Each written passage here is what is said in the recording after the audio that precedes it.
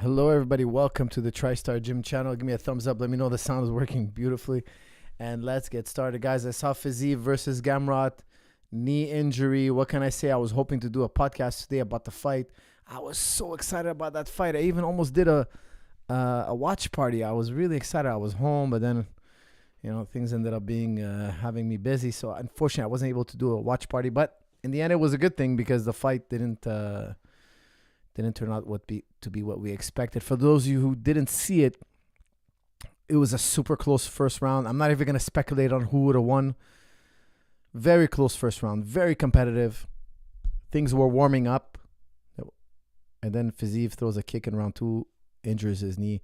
Guys, get strong and stable knees for life. Do your strong and stable knees program after jiu-jitsu practice, after boxing practice, after wrestling practice. Do your lunge matrix. Do your stability training. Avoid this kind of injury. MMA is so dangerous for the knees. Jiu-jitsu, combat sports in general are so dangerous for the knees. Whatever sport you play, make sure you do your Strong and Stable Knees program. And Strong and Stable Knees comes with a PDF. It teaches you exactly how to bulletproof your knees. You need to be able to deadlift 1.2 to 1.3 times your body weight, or squat 1.2 to 1.3 times your body weight. 1.2, 1.3 is not a lot, guys, but that's the minimum. That's the minimum requirement. You cannot do a lot of conditioning and all sorts of mobility work if you don't have strength in your legs. If you lack strength in your legs, it's a ticking time bomb. If you do endurance and then you do endurance for years, your strength levels are going to dip. You need to do cycles of strength training. I talk about it in the book. It's real simple. I plot it out for you. I put it on the graph. It's super simple. When your strength levels are adequate, now it's time to build plyometric, endurance, etc. Stability, etc. But we need a foundation of strength. If you don't have a foundation of strength, if you don't reach a certain level of maximal strength, you will never reach peak performance. Never. Now, some athletes go too far on maximal strength. They can squat 3 times their body weight. That's absurd. A martial artist doesn't need this much strength, especially if you're a natural athlete. That would take too much out of your time. It would take too much from your sport to build that level of strength. The minimum is 1.2, 1.5. That's not very high, but that's the minimum. Okay, you can have higher. I talk about it in the book, but it's really, really important, guys. You have to have maximal strength in your legs. If you do endurance, over endurance, one day you're going to throw a kick and your knee's going to blow out. Guys, with that said, there wasn't much to talk about the fight. Okay, I loved that fight. I was super excited about that fight. I couldn't wait to watch it.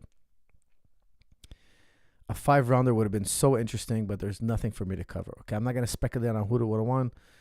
Things were just heating up. It was too early to tell. Obviously, I don't really see it as a win or a loss for either guy. Just, it's stuff that happens. Congratulations to Gamrot. I hope he does get the winner of Islam Makhachev versus Oliveira. I would love to see him fight either one of those guys. And he called for Oliveira. I think he should have called for the winner.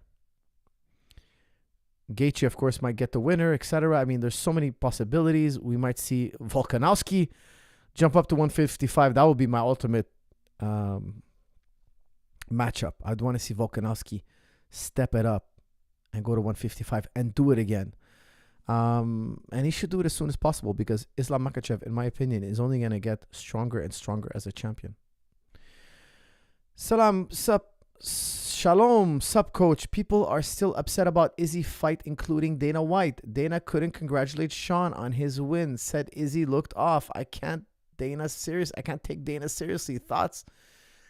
Guys, congratulations to Sean Strickland. Did I get on this podcast? I think I did a post-fight. I did do a post-fight analysis. Guys, Sean put on a performance of a lifetime. He did it with very, very simple tools. It worked that night. Adesanya was backpedaling. He couldn't get angles that he wanted. He was throwing strikes. He was getting countered. Got countered big in round 1. I think, round 1, Strickland was really, really patient. And he went all in, man. When he found an opening, he went all in. Sometimes that's really a wise thing to do, guys. What an incredible, I don't want to call it an upset victory, but I remember now. I was talking about how George St. Pierre's loss to Matsara was probably the greatest upset in UFC championship history. But this is up there, guys. There are other ones that were big, huge upsets. Like a lot of you guys remind me about Holly Holm. You're right. Holly Holm was a major upset. How could I forget that one? I mean, I'm not going by the odds here. I'm not remembering which ones were the greatest odds, but nobody picked Strickland. Nobody. And he pulled it off, and he pulled it off. Not by some fluky win, man. He put it on for 5 rounds. I gave him 4 out of 5, okay? But even the one he lost was still very competitive. Congratulations to him. I would love to see a rematch. I just saw a headline today. I don't know much about the details, but I heard that Adesanya got arrested, got stopped by the cops. Could it be DUI? Is it possible? I hope not. I hope he doesn't have a DUI on his record. That would be really, really upsetting, to say the least. I really hope he's more responsible than that. K. Japo, new member. Welcome. You are a gentleman and a scholar. Welcome to being a member. Welcome, my friend. Thank you. So again here, new member. We have Adam Rogers. Guys, I'm going to do one super chat, one non-super chat, but I will do all the super chats. Coach, please watch last PBD podcast, Islam debate. They discuss Sharia law and killing of apostates. Do you think Sharia law should be enforced fully? That's from Adam Rogers. Guys, Adam Rogers is worried about Sharia law. He's worried about, my students, they love to tell me what's so woke nowadays. We laugh about it. We joke around. And I tell them one day, guys, it's going to go so far. It's going to be so bad out there. You guys are going to come here to the gym and you're going to beg me. Guys, you're going to be like, Coach, we're begging you for Sharia law. How does it work? Tell us a little bit about it. And I'm going to be like, no. You guys, no. You guys are in your liberté and you're all of this crazy talk. No. You guys are not, you're not ready for this. You're not ready for this. We joke around like that because sometimes, people are telling me out there, that, this person identifies as a such and such, and this person identifies as an animal or whatnot. And, in a gym room, in a room full of gym dudes, it sounds preposterous. And we laugh, we joke around. I tell them, guys, it's going to get so bad out there. It's gotten so bad in the last 5 years. It's gotten exponentially worse. It's almost become comical. And yes, I did see the PB, what was it called again? PB what? PBD podcast. Guys, I'm skipping the fight talk today. Why? Because the fight flopped. Okay, I don't blame Fiziev. I don't blame Gamrot. Those guys are studs. I hope they fight for a title one day. Those guys are 2 of my favorite fighters, guys. I was so excited about this fight. We had an injury in the second round. So not today. We're talking about whatever. Okay. PBD podcast, guys. I listened to the whole thing. I'm actually doing a podcast with one of those Muslims this Friday about a discussion he had publicly with an atheist, and we're going to be reviewing the tape, and they're asking me to bring my experience as a philosopher, okay? My experience as somebody who studied epistemology for so many years. I look forward to that, but I wish I could have done one on this podcast as well. Very interesting conversation. Now, for those of you who didn't see it, okay, there was a lot of drama, a lot of beef that went on afterwards. And I know these guys. I know a lot of these characters very well. I know Robert Spencer. He's a Muslim. He's a Christian who writes books, really just slamming Islam, just trying to say everything bad possible about Islam, everything from A to Z. He has in one of his books he talks about an infidel's guide to Islam, and he misquotes the Quran. It's an error in his book, and he's never fixed it. We've called him out on it. He takes out a verse from the Quran. He quotes the Quran, and then he doesn't put an ellipsis. He just kind of misquotes the Quran, taking out a verse, takes it out of context. Then he quotes the Bible to compare it, and takes out a verse out of the Bible too. He just makes it. He made the Bible look good and the Quran look bad, and it was really absurd. The Muslim community called him out on it and said, "Hey, this is a misquotation. How dare you do this?" He said, "Oh, it's an error, a publisher's error." That's what he said. He never fixed it. To my knowledge, he's never fixed it. He has a mistake in his book. It's a misquotation. And to my knowledge, he's never fixed it. Now, on the podcast, there was a huge beef because the host, I'm forgetting his name, Ben Patrick something, super famous guy. He's got 2 million followers. I'm forgetting his name. He's the talk show host of a Valuetainment or whatever, and PBD podcast or whatever it is. Guys, forgive me, I'm not super familiar with him, but I see him all over the internet. And there was a huge beef because the guy's like, hey, like my friend Adam Rogers here is really worried about apostasy law, okay? In Islam, if you leave Islam, do we kill you? That's a complex question. It's not a simple yes or no answer. I'm going to elaborate on this, okay? Just give me some time. It's a very interesting topic. Super, super interesting topic. Whether you're atheist or Muslim or Christian, this is a super interesting topic. You should know about this. You should know about this. Why? Guys, we can't just be meatheads that fight and lift weights all day. We got to know about the world around us. We got to look up, pick your head up out of the gym and look around you. Okay, there's a whole world out there. Okay, it's not all about squeezing heads and choking guys and slamming people into the ground. Yes, we'll make time to talk about all this. How to kill a man with a single strike. Yes, of course we'll talk about this. However,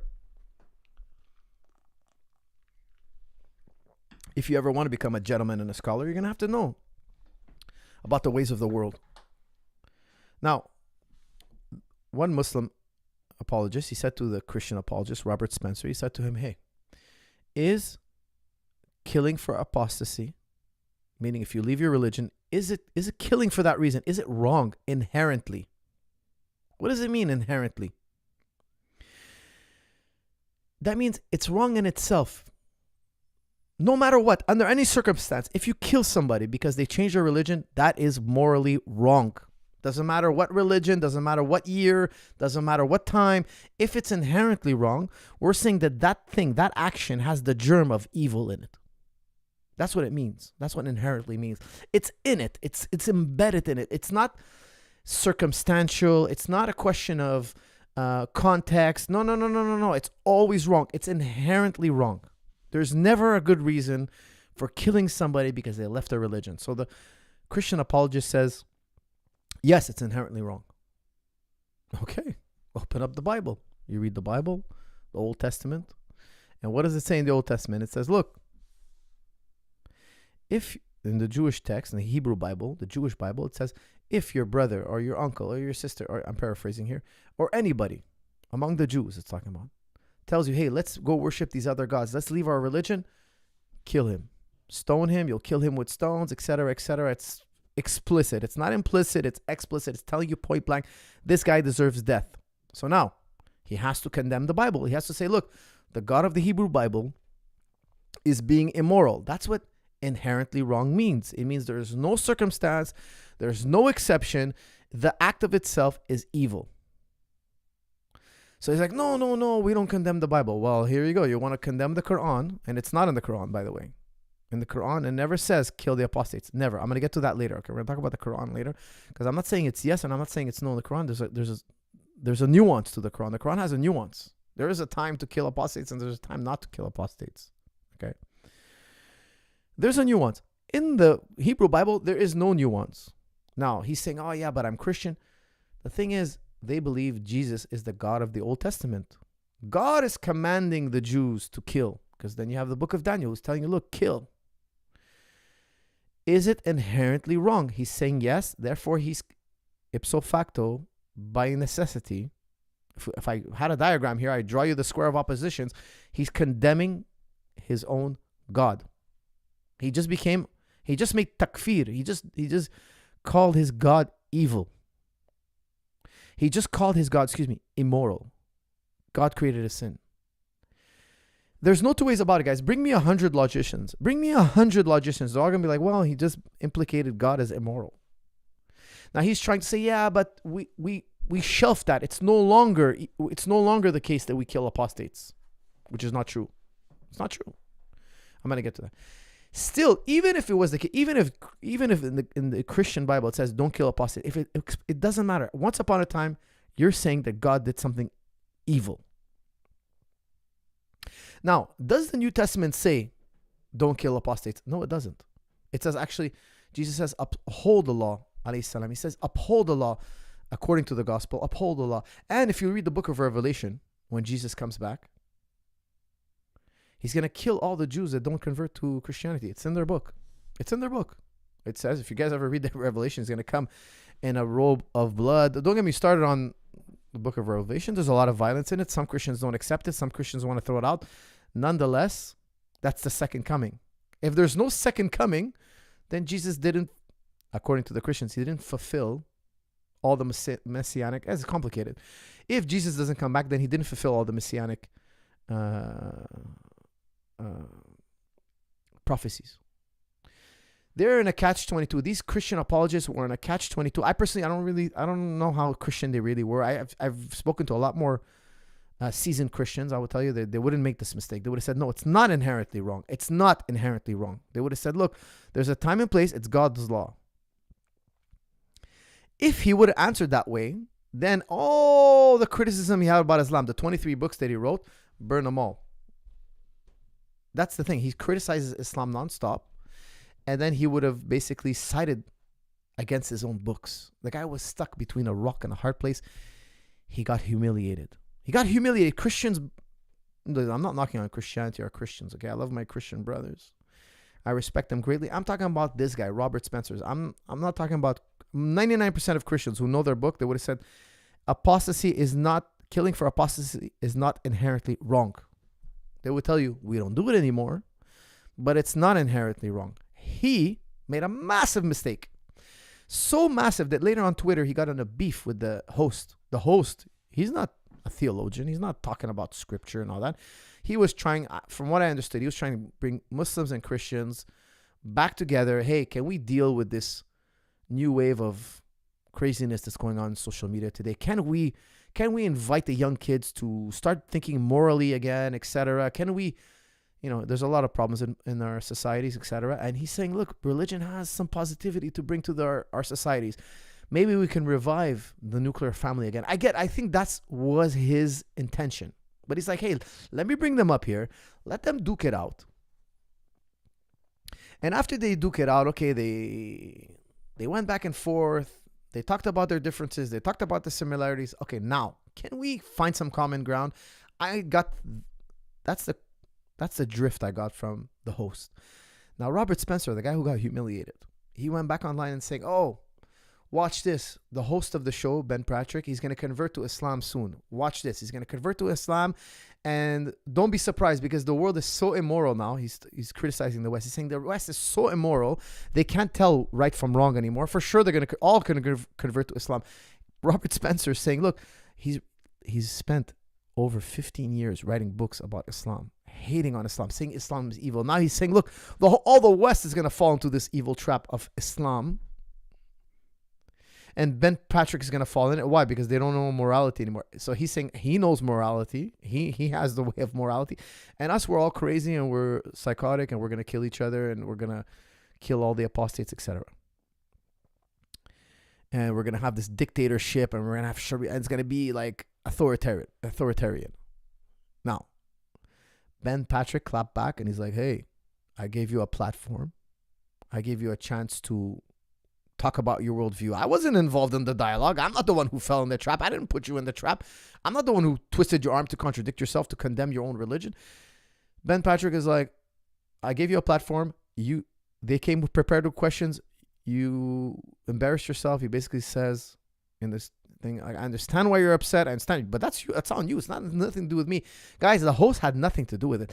In my opinion, I thought he let the Christians talk way more. Maybe it's my personal bias, but I thought he let them rampage way too much. Like he didn't control, because one of the Christian interlocutors was just machine gunning. Oh, this is this. He's naming like 20 things he finds wrong with Islam. And it's like, wait a second, go point by point. Like you're making an appeal to emotion now. You're just trying to muddy the waters. It's what we call poisoning the well. You start saying, look how bad they are. You just, wait a second. Find one thing you disagree with. Let us rebuttal. Go back and forth. Have a civil discussion. This guy started screaming and like, just sing out, because there was one guy who converted from Islam to Christianity on the set. And it was very emotional. He's like, I had to leave my country because I don't have religious freedom. I don't have religious freedom. He said, I had to leave my country. And he was very emotional about it. Now, my question to this gentleman, his name was Rashid, if you lived in the time of Jesus, alayhi salam, and you defected from Judaism, if you were a Jew and you defected from Judaism, what do you think the Jews would do? What do you think the Jews would do? They would stone you. During that one time, during the debate, this convert from Islam to Christianity is like, Jesus didn't stone the adulteress. Jesus alayhi salam didn't stone the adulteress. Now, if you guys don't know, there's a very famous story in the book of John where a woman is brought to Jesus. She committed adultery. What are you going to do? They tell Jesus alayhi salam. He says, he takes a stick, writes on the ground. He does some certain things. He kind of meditates on it. Then he's like, okay, famous line in the Bible. Famous. You know it already. He says, let he who has no sin cast the first stone. Now, in the Jewish law, you're supposed to stone her. Jesus is saying, if you don't have a sin, you never did anything bad, you throw the first stone. Everybody sinned, nobody throws a stone, everybody drops it and leave. Now, this story, it's called The Woman Taken in Adultery. That story, no scholar alive today, no scholar, none, considers that authentic. This guy who converted from Islam to Christianity doesn't even know the basics of authenticity, textual criticism. The oldest, most reliable manuscripts of John don't have that. Don't have that story. That came way later. That came hundreds of years later. It's not considered authentic. It's not found in the oldest manuscripts. Now, is it possible it was an underground story that found its way in the later Gospels? It is possible. I won't say it's impossible. All I'm saying, it's not highly reliable. We don't know. It's not, you cannot, look, every Christian scholar will tell you, or Muslim scholar will tell you this. You cannot found your religion on something that's dubious. Let's go on what's certain. Let's found the religion on that. And the dubious stuff, let's kind of say, look, maybe he meant this. Maybe we're not sure. You cannot found your religion on something that's dubious. Nobody does that. Okay, that was just, it would be absurd. It would be an absurdity. No scholar works this way. So he's appealing to the woman taken in adultery to say that, look, Jesus wouldn't have done these evil things. It still doesn't escape the fact that the Old Testament tells you that you should kill apostates. And if Jesus is God, he was the God of Moses. Guys, you have no two ways about it. If you condemn Muhammad, you have to condemn Moses, alayhi salam. And if you condemn these two, you have to condemn Jesus, because according to Christians, if you're looking at the Christian worldview, Jesus was the God of Moses, and Moses is God, commanded him on every step to do all the things he did. If you guys didn't read the book of Moses, there's a lot of violence. Okay, there's a ton of violence. I don't want to get into it now. It was a crazy podcast. Listen to it if you can. I didn't like the fact that the Christian side just machine gunned and we never heard the rebuttals, because machine gunning is a very, very dishonest tactic. Okay, you're supposed to go one at a time. An academic discussion. Okay, an academic discussion. It's not the Maury show, guys. When you're scholars, when you guys are researching a topic your entire life for 20 years, you have to go step by step. You have to stay calm. You have to be friendly. You have to be polite. You have to be courteous. I found Robert Spencer, he was courteous. I don't agree with him. He was courteous. The other guy, Rashid, I didn't find him to be courteous. I thought he was machine gunning.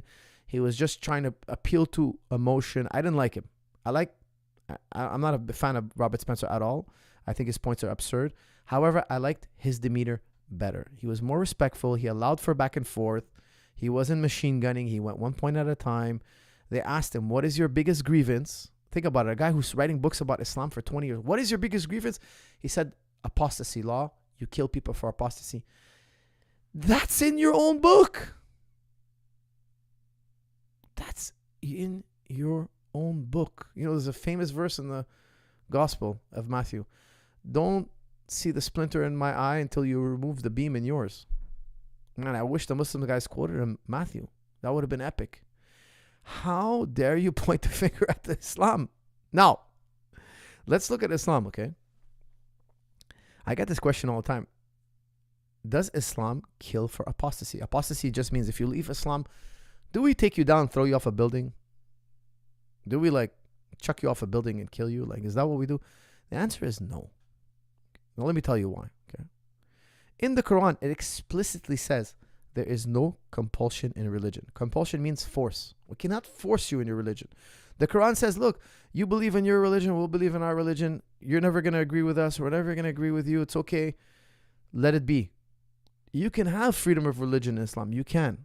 Okay. Now, when the Prophet Muhammad alayhi salam died, there was some defectors. There was groups of defectors that said, hey, we're not going to pay the zakat anymore. We're not going to keep our contract with you.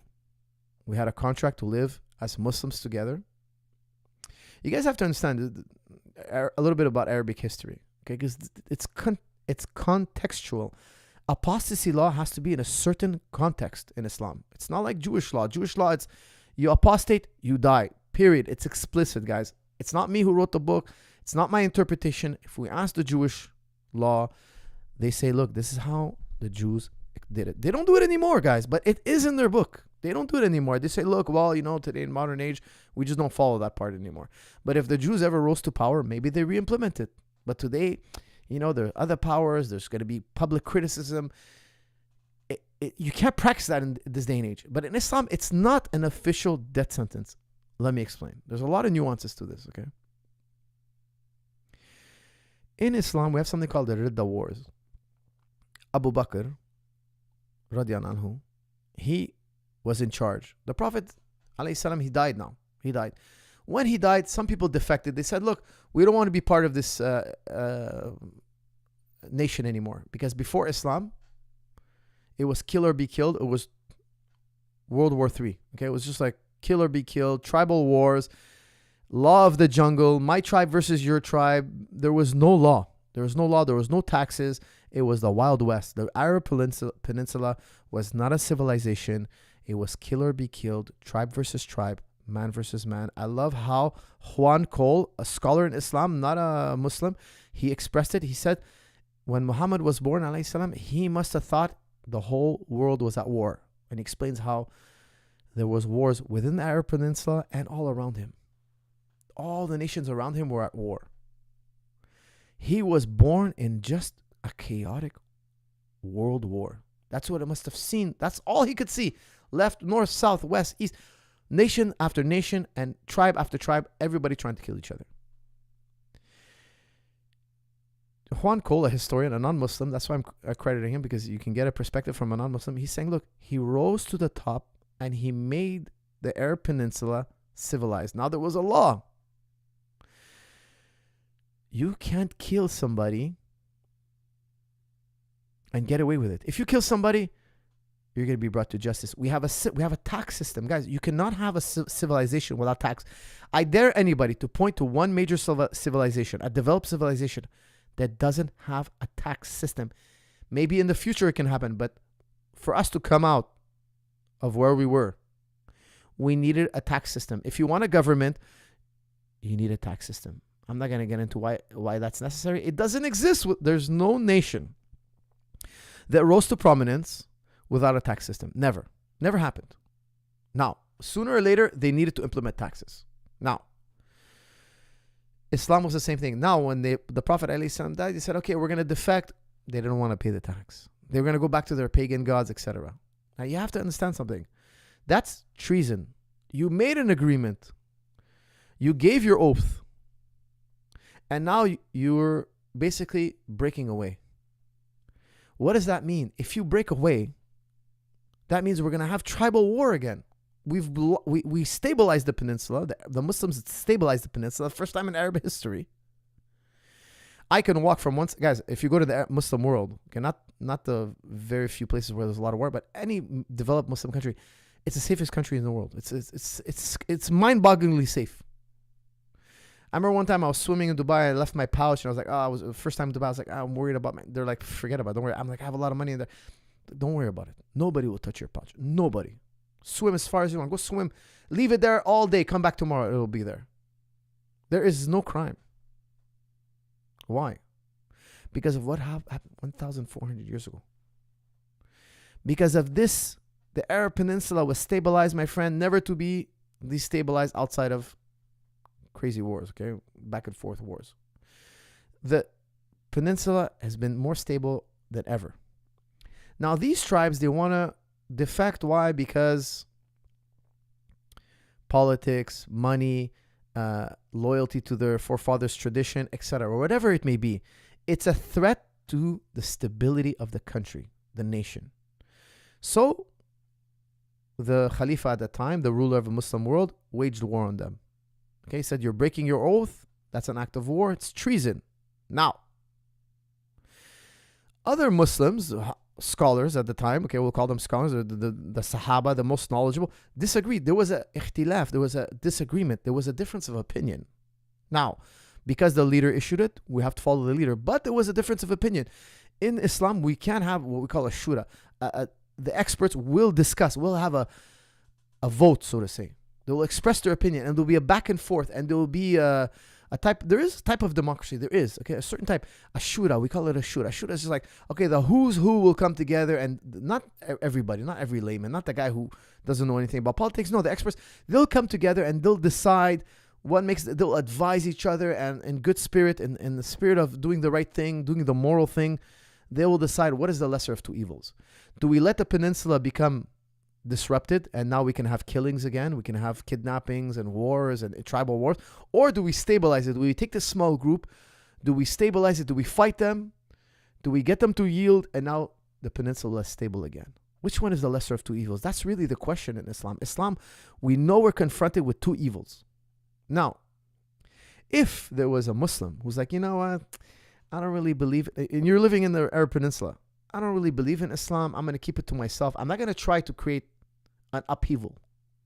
And I'll give you a parallel soon, okay? Nobody will bother that guy. I'll tell you this, okay? If in a Muslim country, two men want to go behind closed doors and practice homosexuality, nobody will go and knock on that door and try to spy. Nobody will bother them. Nobody. They'll never be bothered. They'll never. However, if they go and they propagate it, if they go and they try to make it popular, if they go and they make an exhibition about it, yeah, then they'll have a problem. I'll be honest with you guys. I'm not going to sugarcoat it. Yeah, then they're going to have a problem. The principle about Islam is leave the peace, leave the stability unchallenged. Then in your own personal life, behind closed doors, that's between you and God. There is no compulsion in religion. Now, let me give you for instance, in the West. Imagine we live in the West, and I start a following for a communist takeover.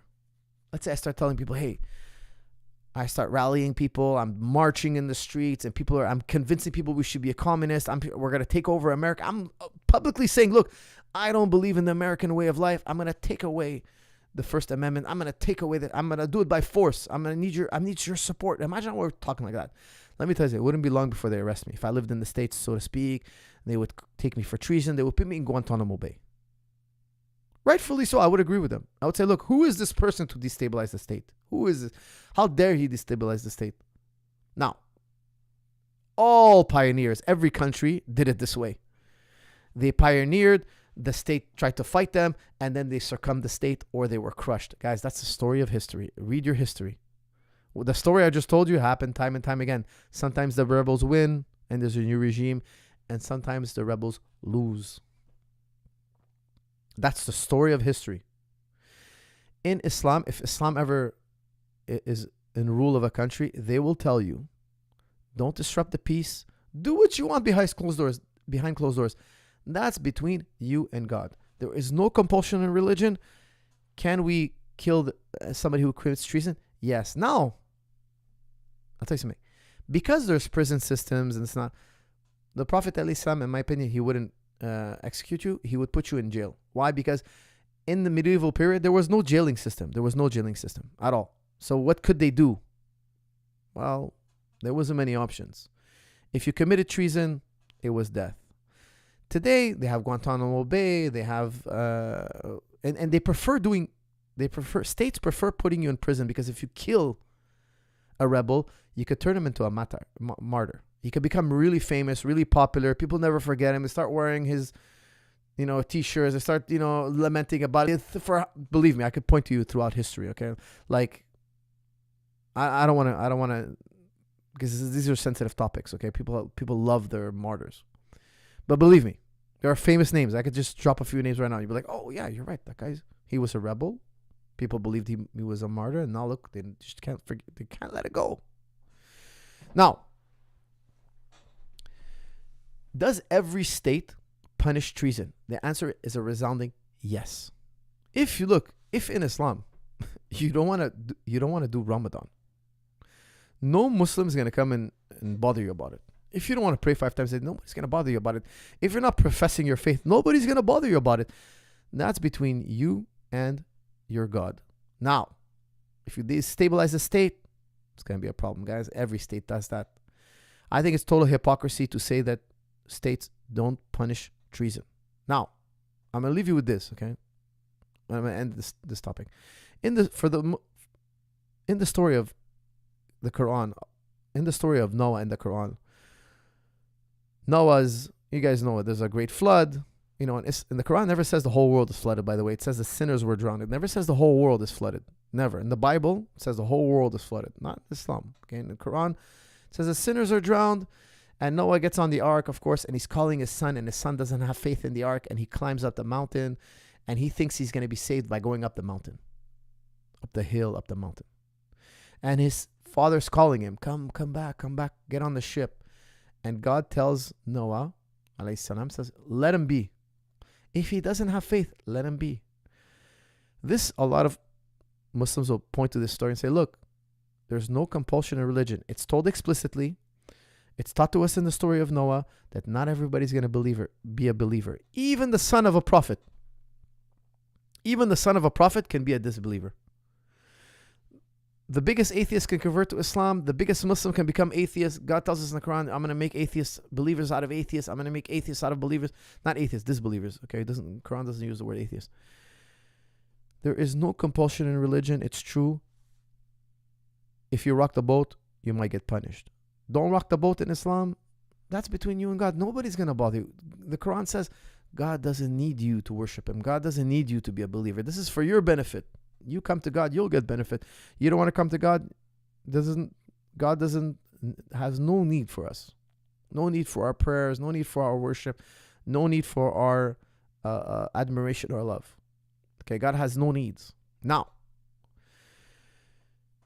this is, in my opinion, after studying both sides, Islam does not necessitate punishment, apostasy, death. And here's the thing about Islam as well. Just because there is a law for a rule doesn't mean it has to be implemented. Everything has to go before a judge. Everything has to be taken into context, etc. Then a judge would decide, okay? But it's generally for treason, not for, hey, this guy didn't do Ramadan, his faith is a little weak, let's cut his throat. This doesn't exist in Islam, okay, at all. All right, guys, I hope I clarified that because it's going around the internet. It's like a huge hot topic. I hope that clarifies. A $100 super chat. I can't believe this. I'm about to read it right now. For us, been watching your philosophy videos for years. You're a true champion, sir. Taught me so much. I'm glad you're on that podcast this Friday. That's from True Red Crime. True Red Crime. You're a gentleman and a scholar, man. What can I say? I'm gonna heart your super chat. Thank you. Thanks for all the knowledge. My question is, what is the purpose of us being created to be tested in the first place? Question mark. I don't mean to see whether we deserve heaven, but why in the first place? Question mark. That's from Travel Avicii. Guys, please be extra careful with your grammar because when I read it, especially with my dyslexic brain and my ADD, it's very hard for me to make out when your grammar's not correct. It's just difficult for me. I don't mean to see whether we deserve heaven, but why in the first place? Okay, great question. Why wouldn't God just put us in heaven or hell right now? Why do all this? Well, here's the thing, okay? The Quran tells us, look, I'll give you the Muslim perspective. The Quran tells us, look, God created you to worship him, to worship God. Now, why would you worship God? What's the point? Worshipping God is a blessing for the subject. It's a blessing for the subject. Now, in Islam, why is that? Because I often hear Jordan Peterson, he's a very intelligent guy, okay? He says a lot of crazy things, but he's also a very intelligent guy. Nobody could take that away from him. If you gave him an IQ test, he would score in the genius realm with certainty, okay?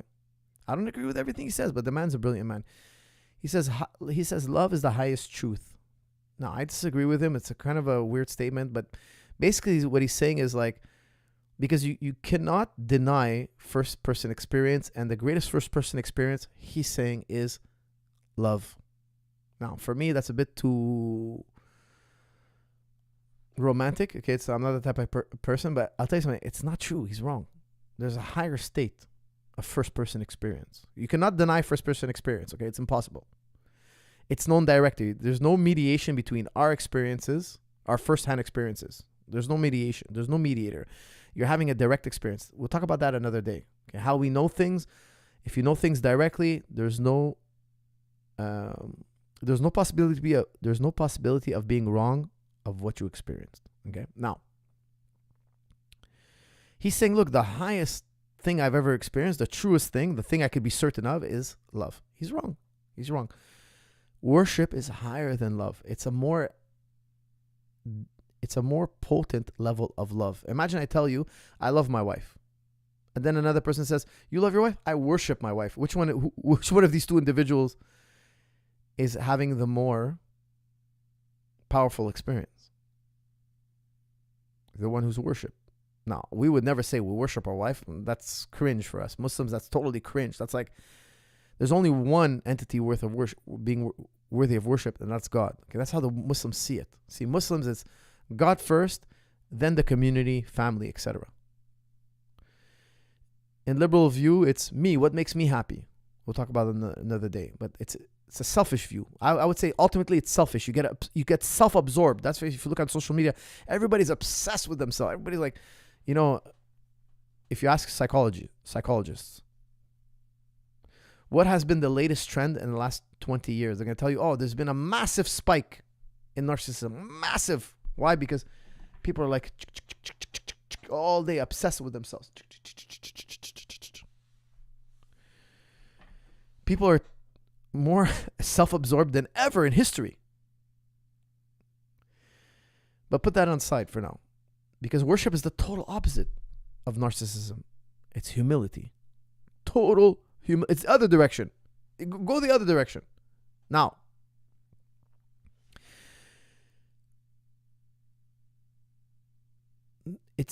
think of two mindsets.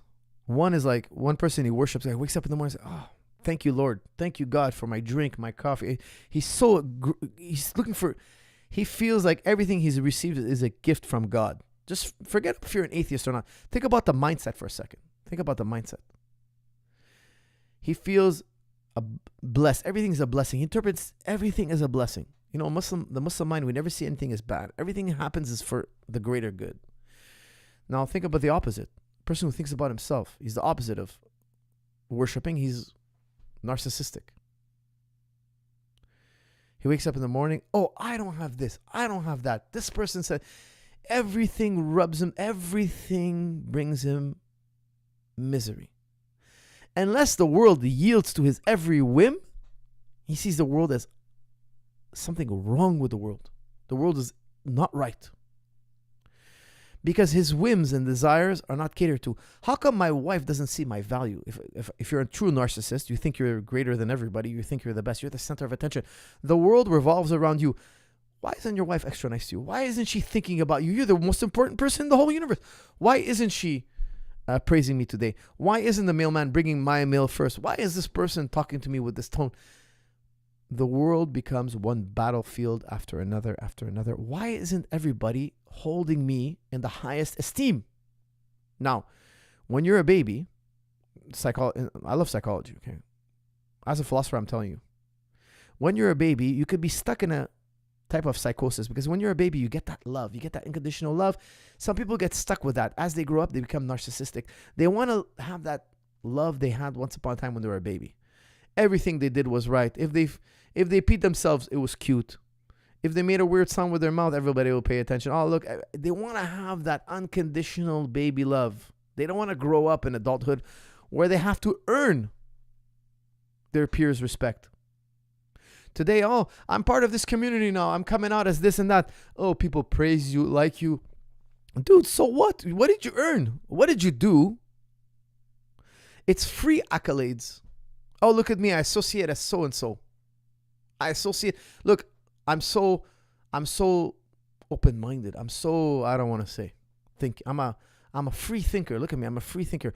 Let's praise you. Let's like you. Let's put you up on a pedestal. What did this person earn or contribute to? I'm confused. People don't want to earn accolades.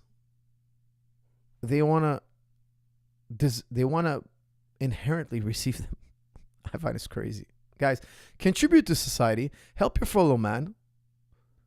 Develop a product or service for your fellow man. Do something good in the world. And if accolades come, enjoy them. Say alhamdulillah. Thank God. The Muslim mind is, we thank God for everything. If I saved 100 orphans tomorrow, I wouldn't say it's because of me. I'll say, God gave me the opportunity and the strength, and alhamdulillah, thanks be to God. Me, I had nothing to do with it. I was in the right place, right time, and alhamdulillah. That's how we say it. That mindset, I think, brings a lot of good in the world. Okay, but I didn't answer your question. Hold on a second. I went on a rant, guys. You guys got to interrupt me when I'm on a rant. I don't know. I wish it was like a whistle or something. Okay, why heaven and hell? It's really to worship God. It's the ultimate, highest, direct experience you can have. It's the true path to happiness. It's the truest path to happiness. I guess I did kind of answer it.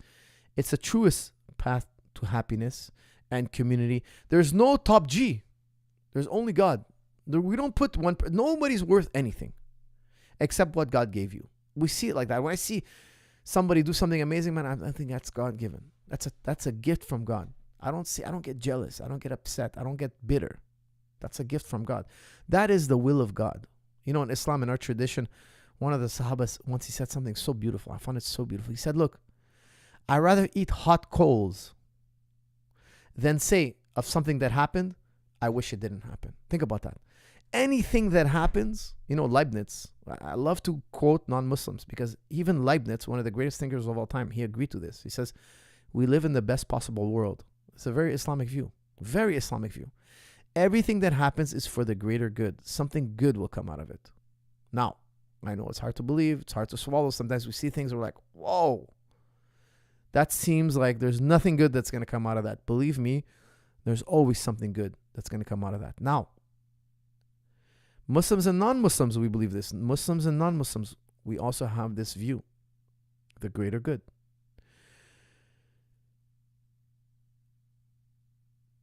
I'd rather eat hot coals. And I've had bad things in my life happen to me. I never say, I wish it didn't happen. Because then it's like you're in disagreement with God's plan. This is the mindset, guys. This is a very powerful mindset. That's why we don't have depression, sadness. Because, man, you imagine you were interpreting every event in your life like this. What would happen to you? You would have a very, very strong mindset. Your mind would be very, very strong. Hi, Coach. This is from Tim Hortons. Oh, this is for Tim Hortons. That's from Jimmy Earl. Jimmy, you're a gentleman and a scholar, man. He sent me $5 so I can get a Tim Hortons. Also, when is the new striking instructional coming out? A man's guide to throwing a punch. Thanks from NZ.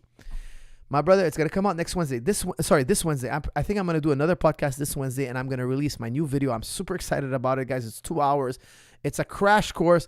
It's called A Man's Guide to Throwing a Punch. It's a fantastic video / PDF.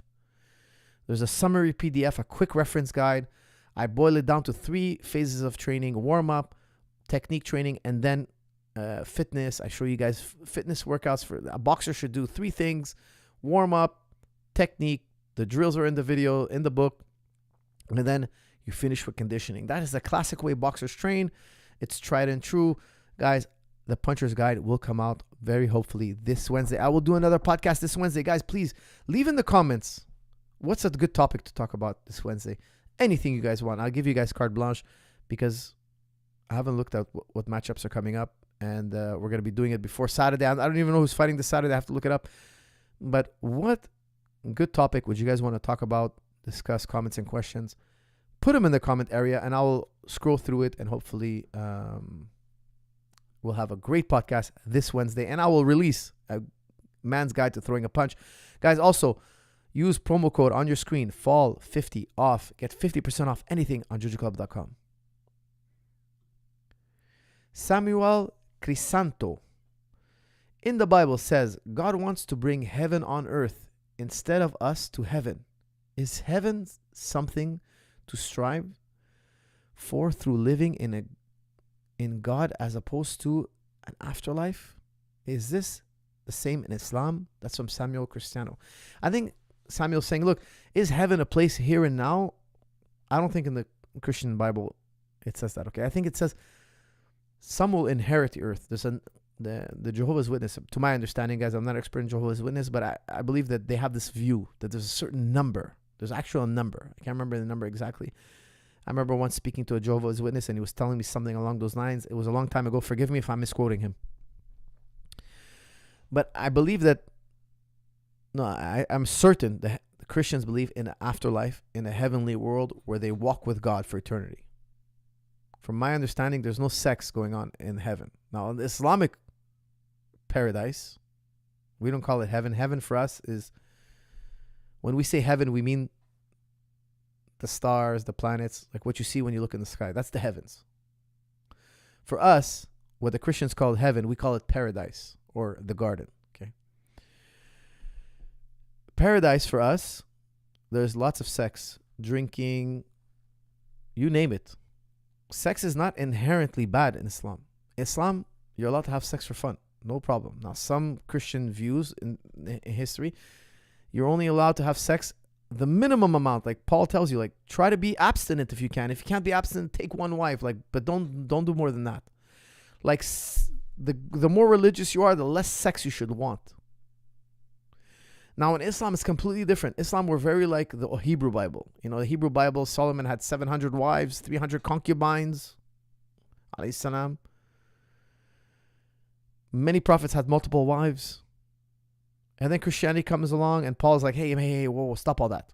Try to be celibate.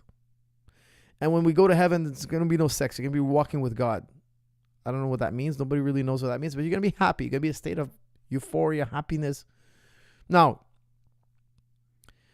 in Islam, there's sex. And you will have plenty of women. Countless pleasures. Every pleasure you can imagine. Carnal, spiritual, the highest pleasure you'll see. There's even higher pleasures. I won't even describe the Islamic paradise is like, even there's, if you reach certain levels in this life, there are promises of rewards that are undescribable. That's the Islamic view. Yes, there's going to be carnal pleasure. Yes, there's going to be eating, drinking, everything. And of course, you're going to have a relationship with God and all the stuff also that's in Christianity. This is what it says. Some people believe that heaven or paradise is a state of mind and hell is a state of mind. I believe it's both. I believe it's a place, like this is a place. Because really, I don't want to get in the weeds too much, but in philosophy, if you try to say there's a place, it's very hard because everything is relative. Is when you go into a dream, is that a place? I would say yes, it's a place, but it's also a state of mind. I think it's the two. I think right now, currently where we are is a place and also a state of mind. It's all, I boil everything down to mind. At the end of the day, what is most fundamental in my worldview, how I understand my worldview is it's mind. I understand. I really agree with a thinker named Al-Ashari. Okay. It's all mind. That's the most fundamental. So is it a state of mind? Yes. Is it a place? Yes. Are we trying to make heaven on earth here? I think in the gospel, it's a select few. For some reason, they say there's an obscure part of the Bible that I've never come across. I've honestly never come across it. Because I believe it says the meek will inherit the earth. Is that literal? Is that after the apocalypse, etc.? I'm not a expert in the Revelation. I've studied Revelation, yes, but I'm not an expert in it. It's very complicated. It's super complicated. They interpret it in many, many ways. I'm not an interpreter of Revelation, and while I'm not an expert in it at all, even though I have studied it, it's a very complex text. Very. New member, another top G, the man from Nepal has become a top G by now becoming a member. Okay, guys, I'm going to do a few non-super chats. Hi, what game changer have you had in your martial arts career that took you to another level? That's from Big Mike. Whew, man, that is such a great look. Conditioning is so important. I find that jiu-jitsu world just doesn't do enough conditioning. Now, Muay Thai, they do a lot of conditioning. Boxing, they do a lot of conditioning. Wrestling, they do a lot of conditioning. I find jiu-jitsu guys don't do a lot of conditioning. So when I roll with jiu-jitsu guys who just do jiu-jitsu, like I do MMA, like I wrestle, I box, but I do a ton of jiu-jitsu every day. I'll jiu-jitsu them. One, okay, I'm in the gym 8 hours a day. Yeah, I'm studying jiu-jitsu all day long and wrestling. I'm a freak. Okay, I'm a jiu-jitsu nerd. I'm crazy. But also, they do jiu-jitsu full time and they're competing and then they're doing jiu-jitsu 8 hours a day. What are they missing? I feel a lot of times they're missing the athleticism. They don't do conditioning. So, one, I would say taking your conditioning seriously. Two, I would tell you, when I'm not traveling, I train a lot. But I train like 70, 80%. I find like that's the number one most important thing. Now, if I was competing for a brief period of time, I would raise it to 90, 95%. I would take it more intensely. But my thing is I roll every day. I train every day. I never get injured. I rarely ever get injured. And my secret is I roll sensibly. I roll with it. Look, today I rolled 3 rounds of 9 minutes in the AM. Okay, not AM. For me, AM is 12 o'clock. Okay, that's early. That's early practice. That's morning practice, even though it's afternoon. I rolled 3 rounds of 9 minutes. That's, like almost 30 minutes of rolling. And then at night I rolled 3 rounds of 6 minutes. Okay, we changed the intensity, and that's 6 rounds. That's a lot. That's a lot of rolling. Now, tomorrow I'm gonna roll again. Now I might roll at 12 o'clock, and then at night I might do technique, and then I'll do conditioning. Sometimes I roll twice, and sometimes I do conditioning. I skip a roll. Sometimes I'll roll once and do conditioning at night. Sometimes I'll do technique 2 times, but conditioning 2 times. I never know. I always go by feel. So let's say tomorrow I'm rolling and my neck's feeling a little bit twinged. I'm not going to roll again at night. At night, I'm going to do technique. I'm going to do sequences. Then I'm going to do chest and back. I'm going to do neck exercises. I'm going to do strong and stable back. I'm going to do stability work, whatever it may be.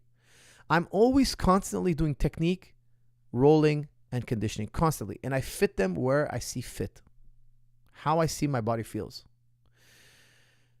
Thinking in that manner took my game to the highest level. Well, think about it. I never miss technique. I'm always drilling technique. So when we roll, guess what? I'm going to be really technical. Like anybody will be technical. If you do that much technique, you're going to get technical.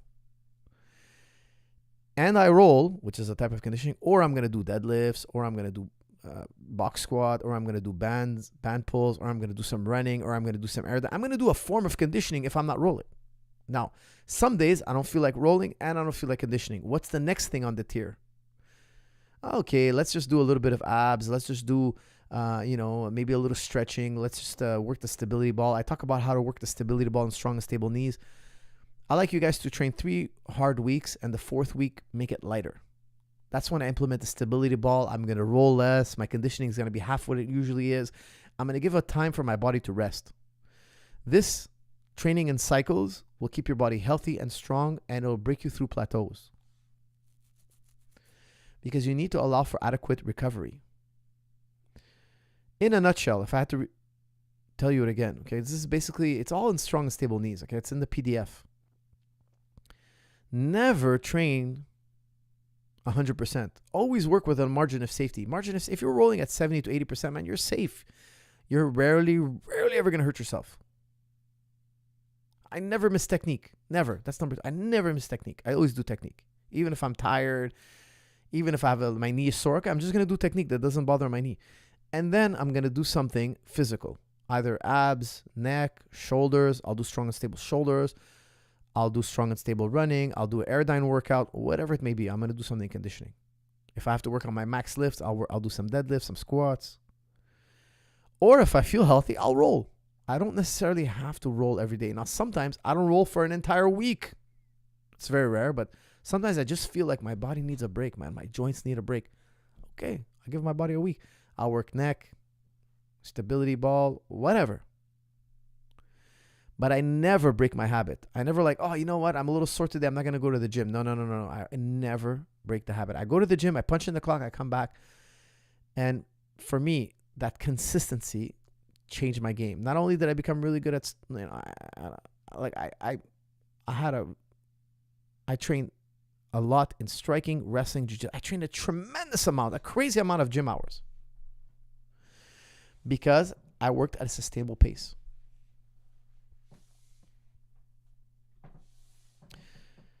Okay.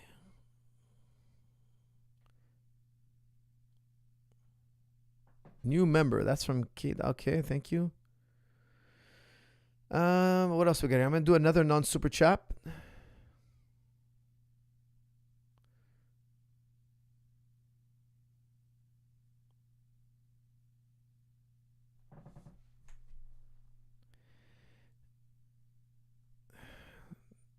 Did I miss a super chat? Okay, let me do one more non-super chat, then I'm going to go.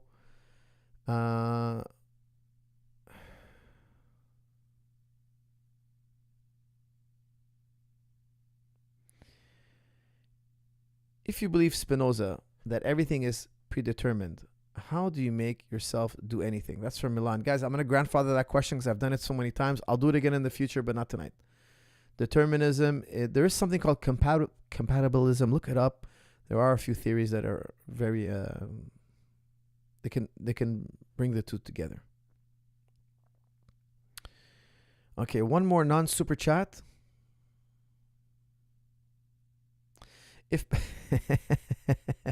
If paradise/heaven is endless hedonism, then does it still have meaning? ? What's the purpose and value of it? That's from Amzi. Wow, that's a great question, Amzi. It's not purposeless hedonism. Look, there's nothing wrong with sex. You know what the danger of sex is? You know what the danger of sex is? You get a girl pregnant, then that kid is born, and he suffers through poverty. He has a low IQ because he's not taking care. There's a great book called Nurture, which shows studies how people end up with low IQs. It's really horrendous. Really, it's poor parenting. Poor parenting. I'm not going to get into the details, but if a child is not loved, he'll have a low IQ. If a child is abused, he'll have a low IQ. If a child is yelled at, not exposed to culture, he'll have a low IQ. If he has a low IQ, he's going to resort to crime, violence, etc.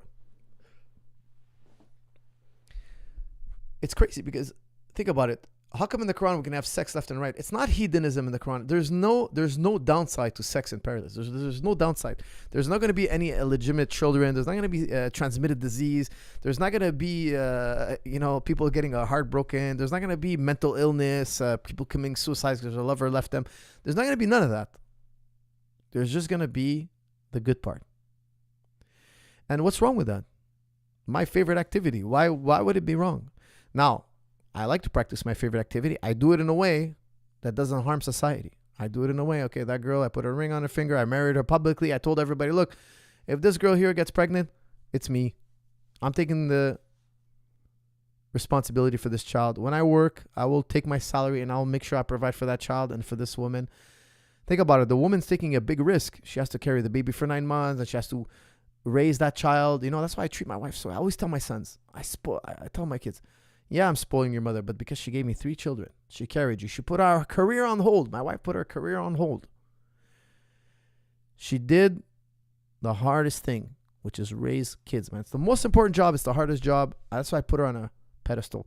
I didn't put her on a pedestal when I married her. No, she's my wife. I don't like that idea of putting them on a pedestal right away. I don't like that. You gotta keep her. I don't know how to say. You gotta keep her humble. But if she gives you the gift of 3 children, alhamdulillah, you got to treat her good now. Till now, she's my queen. I treat her really good. And I always treat her good. Don't get me wrong, I always treat her good. But for me, I put people who did that job, I put them the highest in society. The highest, which is an Islamic value, okay? Who's the person we love the most? The mother. The mother is the highest value. Not the woman, the mother. If she gave us, she carried a child, she helped the next generation. She did the harder job. The man's job is pretty simple. And okay, you got to work, etc. You contribute too, but not at the level of the mother. The mother does something so incredible. That's why I love that Mexican saying. Somebody, if you know it, put it in the chat. I love that Mexican saying. They say, a mother's love or nothing. One of my Mexican students, he taught me that saying a long time ago. I wish I could remember it. It's a mother's love or nothing. There's nothing good in the world if I don't have my mother's love. No, I don't take it to that extreme. Like, of everything in the world, the thing that keeps me sane, the thing that makes me think the world is not evil, is when you felt that mother's love. If you grew up without it, I feel sad. I hope everybody out there got that experience of having a mother that cares. Nowadays, people care about themselves. They don't care about their kids. I want to abort my child. I don't want to have a child. People now walk around, I'm child free. I don't want to have a child. They don't have that because they become narcissistic. Guys, this is hard medicine for your generation. You guys are plummeting. Your birth rates are plummeting. Did you know the West's birth rates are plummeting every year? You guys are becoming more and more selfish. The world will meet its demise. The world, guys, look it up. Is the West on an incline or a decline population-wise. We're at unsustainable rates. Canada's rushing to bring in immigrants because they can't sustain their numbers. There's nobody able to work, pay taxes, to pay those pensions. There's more and more older people, less and less younger people, because younger people are not getting married, not having kids. They're failing society. That's a story for another day. Okay, guys, I missed a bunch of super chats. I hate when I do that. Can you steel man the Old Testament over the Quran? That's from Adam Rogers. Adam, you're top G. I can't, look, I can tell you something. Okay, what's steel man? I love this term. When you try to understand I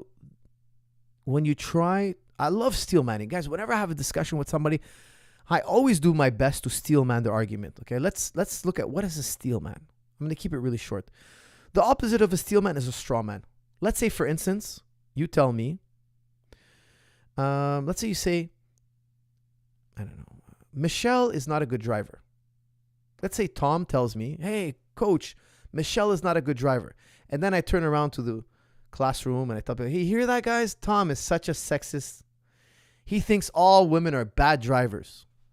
Now, Tom didn't say all women are bad drivers. Tom said Michelle is a bad driver. Now, me, the listener, I interpreted it that he's a sexist man. He's sexist. The only reason why he thinks she's a bad driver is because she's a woman. I made that connection in my mind. He never said such a thing. And then I told the class, you know, this guy, he's such a sexist, misogynistic pig. He just basically thinks all women are bad drivers. I'm thinking that I'm in his head. Like I can connect. I'm interpreting what he's saying. But he said no such thing. All he said was that Michelle's a bad driver.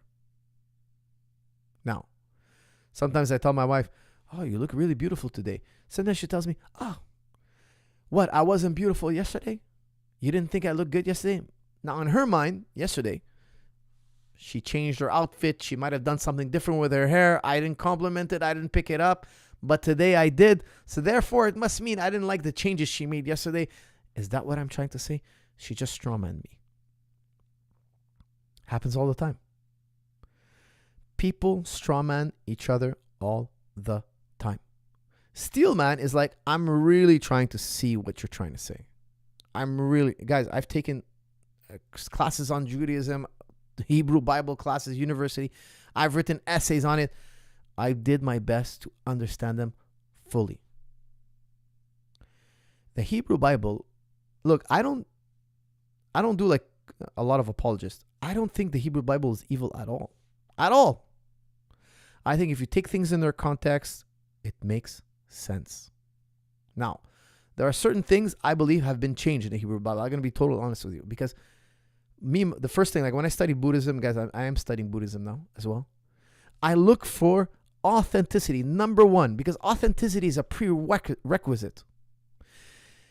Buddha, they say that the Buddha, Siddhartha, lived in a palace. Was there a palace at that time? Which palace? Which dynasty was it? Interesting questions. I'm not going to get into that now because it's going to put me on a long tangent. Like, I got to do a side. Okay, I understand that you're telling me your story. Here's Buddha. This is what happened to him. He was living behind palace walls. His father was a famous ruler. What era? What year? Do we have concrete evidence? That's the first thing I do. Why? Because when was it written down? What is the chain of transmission? How authentic is it? Because the thing is, if it isn't authentic, how can I know what the Buddha said? They're claiming Moses said this to us. Moses did this. Okay, how do you know that? How far back? Who told you? And who told that person? We have to have a chain of transmission. This is what we call a chain of transmission, or scholars will say we need a stemma. Like you would find somebody's genetics. You test his son and you say, oh, look, his genetics are similar to this man, therefore this must be the father. They do the same thing with writings. They know that in certain eras, people wrote like this, wrote on this type of parchment. There's a DNA test, so to speak. And scholars are brilliant. Scholars they study their whole lives, and then they pass down their work to the next generation, and they keep putting this puzzle together. How far back can we go in Jewish scripture? Not that far. Not that far. Only to the time of Jesus, alayhi salam. The first century. First century. That's it. That's as far back as we go. First, all we had was a Septuagint. Septuagint is the Hebrew Bible was translated into Greek. The Middle East was conquered by Alexander the Great. Therefore, they spoke Koine Greek. Greek. The Middle East was speaking Greek. The Bible was translated in Greek. The Romans, who were Hellenized, they were taught Greek. They wanted to read, what is this Bible? Let's translate it. It's called the Septuagint.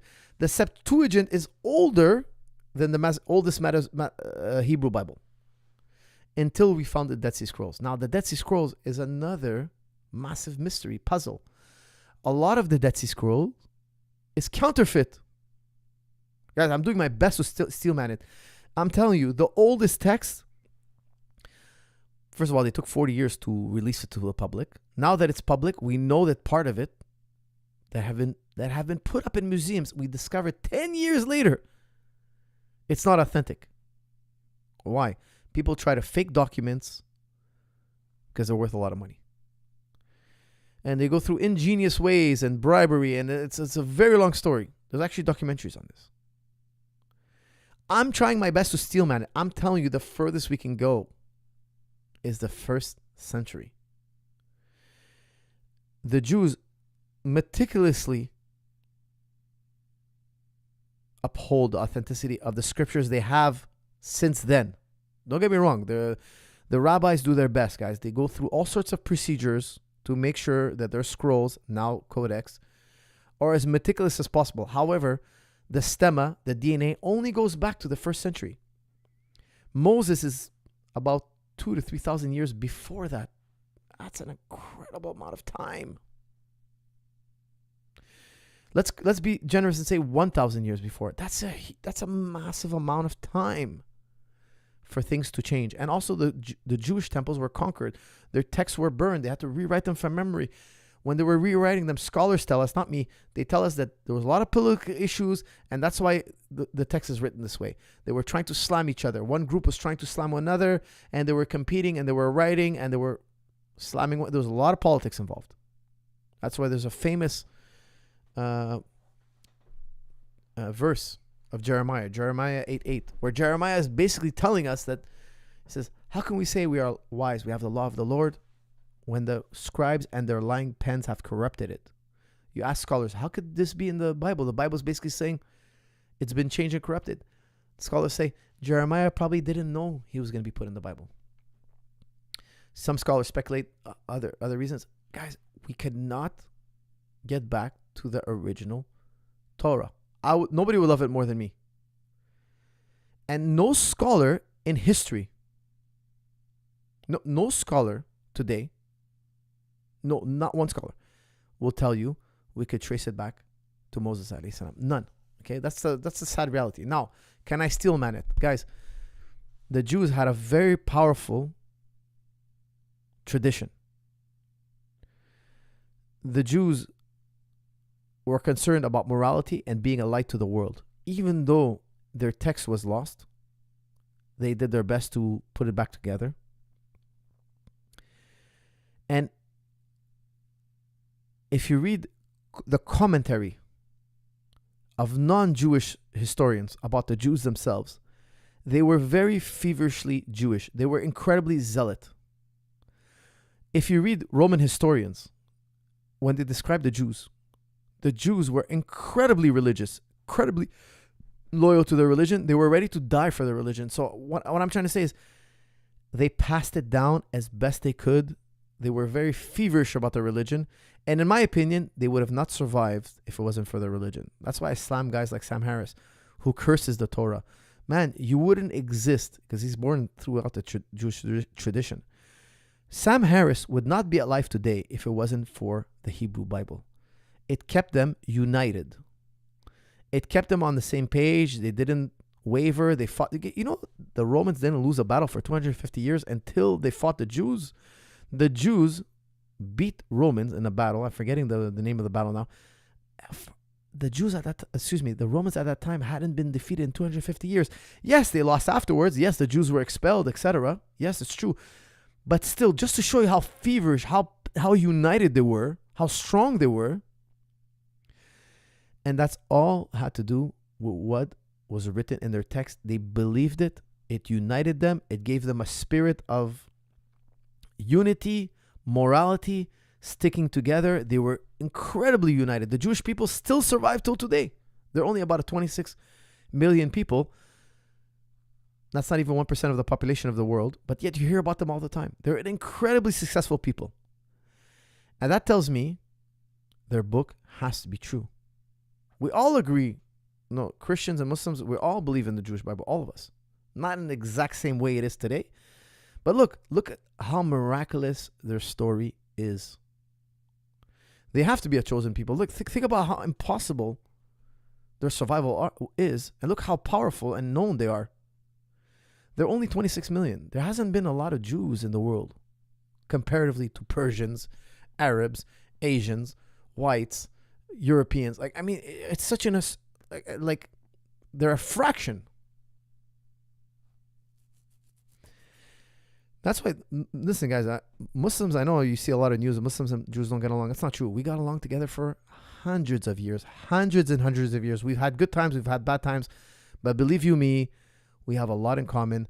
If Jews want to come pray in our mosque, they're welcome. If our mosques are being renovated, we can pray in their temple. We are very friendly. By and large, we are very friendly. We are very similar. Muslims and Jews are incredibly similar. And I know a lot of Jews that tell me, oh, Muhammad is a prophet. Yeah. Alayhi salam. Many Jews, I've had many tell me, yeah, he's a prophet, but this is what they say. We don't follow him because we promise to follow our way of life forever. Muhammad, the interpreters, he came for the Gentiles. He came for the non-Jew. The Jew, we have to follow Judah, Moses. We have to follow our Sharia because we promised it for life. We made an eternal covenant. That covenant, that's from our cousin Ishmael. I know many Jews. Now, some Jews don't believe in Muhammad. That's true. But I'll tell you, many, many Jews. I know countless Jews that tell me, oh yeah, Muhammad's a prophet. Yeah, sure. He came, he destroyed the idols. He praised one God. Is exactly like Moses. He has the correct law. He has the correct idea of God. This is God. There's no partners with God. Prophets cannot be God. The Messiah cannot be God. He's here to teach the Gentile how to be monotheistic. Now, there's one sticky subject because we accept Jesus. The Jews don't. That's a sticky subject. They say, well, you know what? That's the one part. They'll tell you like that's the one part the Quran gets wrong. That's the one part Muhammad gets wrong. Or they say, some will say, if Jesus comes back and he fulfills all the prophecies, then we'll accept him. Then we'll admit the Quran is right. Till now, we're going to give it a maybe. We have our text. You guys have yours. They'll admit they have problems in their text. That's the thing. They'll be like, oh, you know what? The text is not perfect. However, this is what we're promised. This is what we promised to uphold. We're going to keep upholding it. Now, some Jews convert to Islam. They say, look, Jesus had to be the Messiah, alayhi salam. Therefore, we're going to accept the Quran. The Quran is not corrupted, etc. There are many views. But I'll tell you something. Jews and Muslims, we got along for hundreds of years. Hundreds and hundreds of years. That's why it's sad to see what's going on in the world today. What else we got here?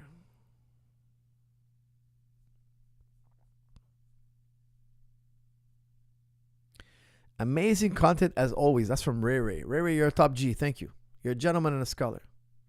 Salam, Coach. Why do you think ancient peoples, in particular the Greeks, treated grappling with such importance? ? How advanced do you think their jiu-jitsu was? ? Could you submit Plato? ? That's from Hamza. Hamza, you're a top G, gentleman and a scholar. Every civilization wrestled. Every great civilization wrestled. I think it's so important. Look at the generation of kids that don't wrestle. They think their opinion is so great. They think they're in their heads. Look at the universities today. They have a degree in a soft science, and they think that degree is something unique and special and incredible. They're so infatuated with opinion that they think all opinions are equal. I think that's absurd. When you wrestle, you find out really quickly that all your crazy philosophies, now you got to bring them to life. You got to go test them. That's what we're teaching kids. We're teaching kids, look, there's a reality out there. Because when you're sitting behind a desk typing on your computer and you're giving your opinions on the internet, you're never really in touch with the world, the real world. Oh, I have all these ideas on how to run a society. Oh, really? In the long run, you're going to get conquered by your enemies. You're trying to sit around thinking if you're a boy and a girl. Guess what? The Chinese are producing 20,000 engineers for every one we introduce. For every one we graduate, they graduate 20,000. When these competing civilizations rise out of poverty, and they're going to choke us in competition. They're going to outdo us in every which way. Why? We're so preoccupied with these crazy ideas. We forgot pragmatism. We forgot how to be successful. Now, when you get on the mat, all your crazy ideas fly out the window. The guy's choking you. And you're like, I identify as this. No, guess what? You're getting put to sleep. Like, there was a guy in Parliament. He was like, they asked him, if Mike Tyson identifies as a woman, should he be allowed in women's boxing? You know what he said? A fat guy sitting in a suit. The guy is pushing pencils. He's never wrestled a day in his life. He's never boxed in a day in his life. What does he say? Yes. Short answer, yes. Mike Tyson, if he identifies as a woman, he should go fight in the women's division. Man, oh man. That is the dumbest thing I ever said. That's a fat guy in a suit pushing pencils that's never had a taste of reality. Wrestling gives you a taste of reality. You eat humble pie. I've never seen a guy walk in the gym on his first day and dominate. They all eat humble pie. When you eat humble pie, guys, it has vitamins in it. You're like, man, you know what? I don't know nothing. They gave me a white belt. I'm the lowest of the low. I'm a beginner. And then you work hard and you learn to work hard and you learn to try again and you fail and you go back to the drawing board. It builds character. You become tough. You have people choking you. Like my son played a basketball game the other day, and my son, he's getting new into basketball. And somebody told me, the coach called him clueless at one point because he doesn't know how to play in full court. He never played full court. We play basketball in front of my house. It's street basketball, guys. We call it prison rules. You have the right to push the guy on the floor. You have the right to shank him. We shank each other. Like, you make your thumb like this, and when the guy does a jump shot, we shank the guy in the ribs. Like, we play dirty. Traveling, there's no traveling in street prison rules. You're foul, there's no foul. You taking a shot, I smack your hand. There is no foul. I teach me and my sons, we play prison rules. Me, my sons, my nephews. If you get shanked, too bad. No, we do it lovingly, jokingly. It's funny to us. We don't play full court. We do, like, you got to take it out of line. Like if somebody touches the rim, you have to clear the ball. We check. We have some rules, okay? It's not total chaos, but believe you me, you can get shanked on the court. Now, my son is playing for the first time on full court, and he, now it's positions. There's I don't even know how it works, but to be honest, you're not allowed this many seconds. We don't know all the rules. Honestly, I never taught my son the rules. He plays in a full court game, and the coach called him clueless at one point. And somebody told me, he called him that. I didn't go complain to him. I didn't care. I told him, I know, my son can take it. Don't worry about it. I've called him worse. Believe me. I've been harder on him than that. Believe me, my son has eaten humble pie. I'm not worried in the least that it hurt his feelings. Not in the least. 99% of parents will go, I have to go talk to the coach. I'm concerned. Is he picking on my son? Hey, it's his first time. No. Guys, I know some of you might think I'm not doing my job as a parent. I honestly don't care that he called him that. Now, if he went overboard, there's a line. I have a line, guys, but my line is, it's not that sensitive. So what? He said to my son, he has no clue. So what? My son's going to get a clue. He's going to figure it out. He's going to learn. He's going to play basketball. He's going to contribute to the team. For us, basketball is for fun. We do it for fun. He's having fun playing with his buddies. The coach is probably pissed off because he made an error. So what? Personally, I don't care. Now, if I was teaching a kid's basketball game, would I call a kid clueless? No, I wouldn't. I personally wouldn't. Their kids are having fun. I personally wouldn't. Okay. No, I push them to hustle. I try to exploit their potential to their truest. I try to make them live up to their truest potential without burdening them, without making it, killing the fun. But still, the guy was out of line. I don't care. My son can handle it. Why? He's a wrestler, for God's sakes. Wrestlers are incredibly mentally strong. Why? They learned to eat humble pie. They got pinned. They got choked. They got slammed. They got thrown. They got intimidated. The bigger, stronger athletes dominated them. They weathered the storm. They came back. They built their mind. They built their heart. They learned to think. They learned to solve problems. They had an interaction with the real world. Some individuals only learn via the book. Oh, look, I know so much about the world. I'm here in this book. I'm reading about the world. They never started a business. They never took a chance. They never invested their own money. They never bootstrapped a business. They never did anything. They never took a punch. They sit behind the classroom and on their keyboard and they type and they have an opinion on everything going on in the world. Go out in the world and do it. It's not so easy. When you live in a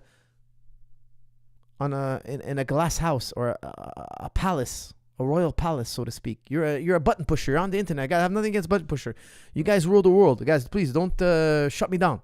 I have nothing against a button pusher. I'm just saying, guys, have some real world experience. Go. That's why martial arts is so good.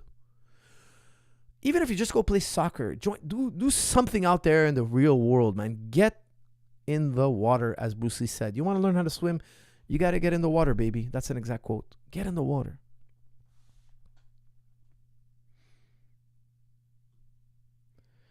Meniscus tear, self-diagnosed, but strong and stable knees. Now, it kept locking when I got into injury from clean and jerk. Couldn't extend and have more range of motion now. Will I need surgery or is physio enough? ? Scared to do squat? Sad face. That's from Don. Don, you're a top G. Look, stick with the strong and stable program. Don't give up on it. I've torn both my meniscus. It's not a big deal. Google this for yourself because don't take my word for it, okay? Google it. There are studies that show. Do research on this. There are studies that show that after 2 years of rehab, if you do strong and stable for 2 years, you're the same as somebody who did the surgery. I did the surgery once. I regret doing it. It was a waste of time. I did the surgery. My meniscus tore again. It was just time off that I didn't need. Then I tore surgery in the other leg. I had an MRI done. The doctor wanted to do a surgery. I said, no, thank you. He was a good friend of mine. He just wanted to see. I want to see if you have meniscal tear. I'm like, I think I do. He wanted to double check. I said, I'm not doing surgery. Yeah, I know. I won't make you do surgery. I did the MRI. I had a tear again. I said, look, I know it's a tear. I could feel it. Like I've had it before. I rehabbed it. My knees are super, super strong, guys. I got, thank God, crazy good knees. Okay, I do my strong and stable program. I've been doing it for over 10 years. I never have issues with my knees. I tweak them once in a blue moon like everybody, but I've never seriously injured my knee. You absolutely can rehab it. Guys, I've done it 1,000 times, man. I've done it 1,000 times with 1,000 individuals. Once you get up on the stability ball and you can squat up and down on the stability ball and you're passing the ball back and forth, the med ball like I show, if you got to that progression, man, your knees are really, really good. I don't want to get into the whole spiel, but basically you have a great awareness in your knees. There's something called a proprioceptor in your body. If your leg is out of position, you're going to feel it sooner. You're going to get out of bad positions sooner. It's a type of coordination, guys. It's a type of, you can train that reflex. The reflex to realize where your leg is in time and space. The proprioceptors can be trained with stability work. You absolutely can rehab your own meniscus tears. Guys, meniscus tears is not a big deal. I have completely shredded my meniscus. My knees are super fine. I'm pain-free. Now, when I had a really bad meniscus injury, it took months for the pain to go away, but I still managed it. When I did my rehab, when I did my strong and stable program, I worked through it. It's not a big deal. For me, pain is not a big deal. It's really not that troublesome. And I don't recommend surgery for meniscus tear. I personally do not. Now, there's the argument from arthritis. Some people say you have to do it or you'll get arthritis. Other doctors say no. It's when you open the knee, you create arthritis. It was a sterile system and you open the knee, you even choose foreign bodies, and that's what leads to it. So there's a debate. When it comes to arthritis, there's a debate. I personally have zero arthritis in my knee. Why? I believe it's due to stability work. The stability work I do produces synovial fluid in my knee. My knees feel great. I have zero arthritis. I should have arthritis. One of my good students is a famous orthopedic surgeon. He's like, I don't know how you do it. It's like, he always tells me, you should have massive amounts of arthritis. You should be in total pain. I have zero pain. Zero. Not only that, guys, not only that.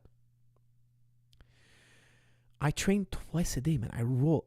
I got into a debate with somebody in Australia. They're telling me, basketball could be just as dangerous to your knees as MMA. I'm like, that's insane. That's insane. I love the guy. The guy he's a great guy, but I completely disagree with him. I'm sure he's listening to this. I find that's insane. Like, if you do MMA, it's the most dangerous sport for your knees. Guys, the amount of broken knees I've seen in my life, guys, I have trauma. Like what happened on last Saturday, he threw a kick and his knee popped. Guys, I've seen that happen in practice. Like, that's just a Tuesday. That's just a Tuesday in MMA.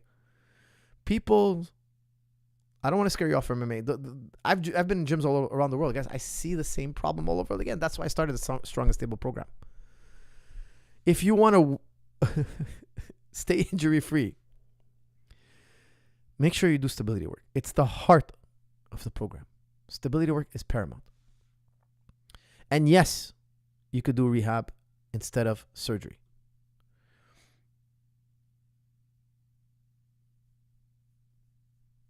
Okay, guys, I'm going to do a non-super chat question. Honestly, I want to troll, but you said the truest thing ever. That's from Mother, the okay guy. Munther, the okay guy. I don't know why you were going to troll me, but you might get expelled from the chat room. You know. I might execute you. Coach, ban the TD guy. Look what he's saying. What's TD? TD. Is there a troll in the chat room? You will be executed. Okay, I'll do another non-super chat. Guys, how can I support for us? Does he have a membership? Question mark. That's from Truid Crime. Well, you could become a member or go to jujiclub.com and buy yourself something. I highly, highly recommend the striking videos. You'll enjoy them. Amount content as always. Amazing content as always. Thank you. Thank you. Guys, I'm glad you're enjoying this podcast. I already commented on the PBD podcast. All right. Free Russell Brand. That's from Truid Crime. I don't know why I keep seeing your post. Guys, I heard about it. I just saw headlines. I didn't read up about it. I mean, I hope it's not true. I mean, that would be pretty shocking. What is the point in spreading misinformation? Okay, I'm not sure what that's about. That's an internal beef. Guys, if I see TDS, I will ban him.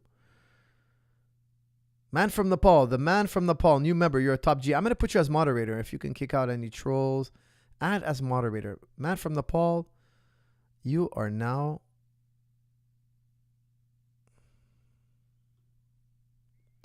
All right. You are now the moderator. Let's go. Woo. All right. Here we go. Our Bible says we will be angels, no sex organs. Okay. So there's no sex in the Christian heaven. Let's read about your heaven. Okay. Hey, coach, I'm 21 years old. I used to play soccer. I stopped at 19 and had been playing it since I was 7. I start Muay Thai next month. Any advice? That's from Adoni NZ. Yes. Prepare yourself mentally, okay? The shin bone is going to hurt. You know, people kick the bag for the first time. They're like, oh, it hurts. Be patient. Hit the bag a little bit every day. The nerves in your shin bone will eventually die. It hurts, man. People are shocked when they do Muay Thai. They kick the bag for the first time. They're like, they're screaming in pain. Guys, my nickname when I started Muay Thai was Baby Shins. My trainer, Peter Sisonfu, he used to call me Baby Shins, believe it or not. Now I kick a guy, I don't even think about it.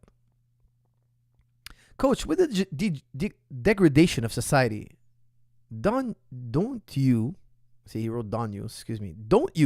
recommend young men save themselves for marriage? That's from Denzel. I'm going to hurt your chat. Guys, I wish That was realistic. You know that 99, I think it's 95% of people have sex before marriage in the West. It's just like full-blown attack. Look, ideally, it would be the best. Why? Because there's a lot of kids out there with fathers that they don't know about. Look, it would kill fatherless. It would not bad. I didn't mean it that way. What I meant with fatherless children would plummet, meaning it wouldn't exist anymore. Everybody would have a father, and STDs would plummet. Is what I mean. I mean, it would go down. The ills of society would go down, and the wholeflation would also go down. Wholeflation is a problem. It's a major problem in Western society. It's a massive problem. The Western man is being, I hate to say it, man, but he's being used and abused by other nations. When other nations want to party, they come to our backyard. They party and then they leave. But they party with our women. You know, Castro, I don't have a lot of nice things to say about Castro, but one thing I respect about him is he says, I'm not going to let Cuba become the door house. I'll say the word door house of the USA. Like, because, you know, they have a stronger dollar. They're going to come here. They're going to party. They're going to womanize. They're going to destroy our societies. And then they're going to leave. I'm not taking a job at America. I was just saying, I won't make it the plaything for a Canada, America. I don't want you guys to come here and use us as your plaything. Now, tourism is a huge part of Cuba, but he limited it in a way. He tried to create a culture where, I'm not saying he was successful, but I could see he was trying to limit it in a way that wouldn't destroy the nuclear family, the Cuban nuclear family. He was thinking about the next generation. He wasn't saying, hey, let me bank on tourism every which way. Let me get rich, super rich. And who cares if Cuba continues? Who cares?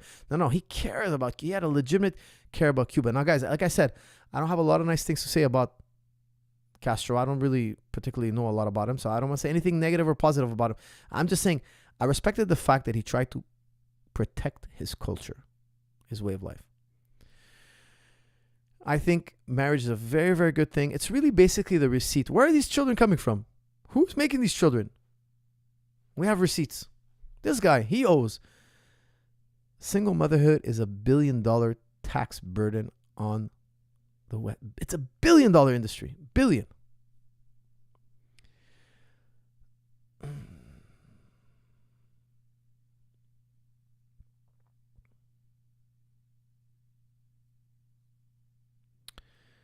Okay.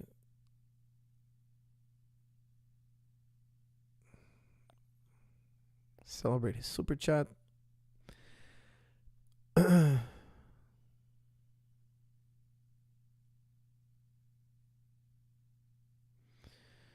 Okay.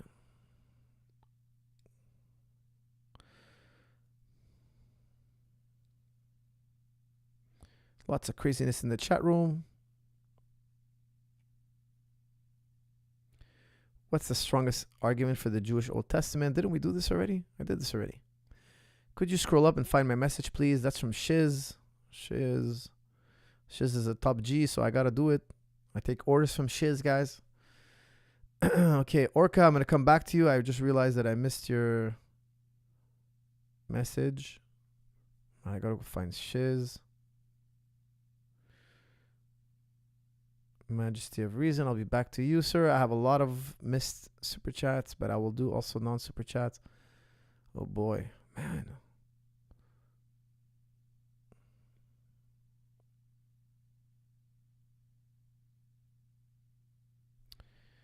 Okay. Shiz, I can't find it, man. My apologies. I went all the way up, didn't have it.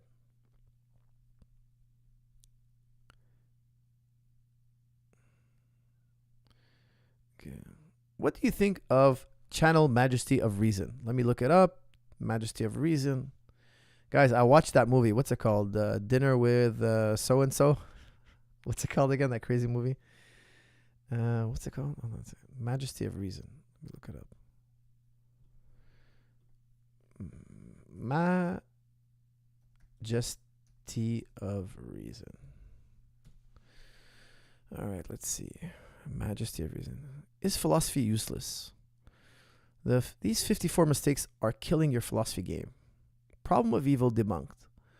Okay, it is a philosophy channel. I will subscribe and I will check out his videos. I'm sure they will be interesting. Dinner with Andre. That was the name of the movie. Guys, it was what a crazy movie. It's just two guys at dinner. The whole movie is them talking.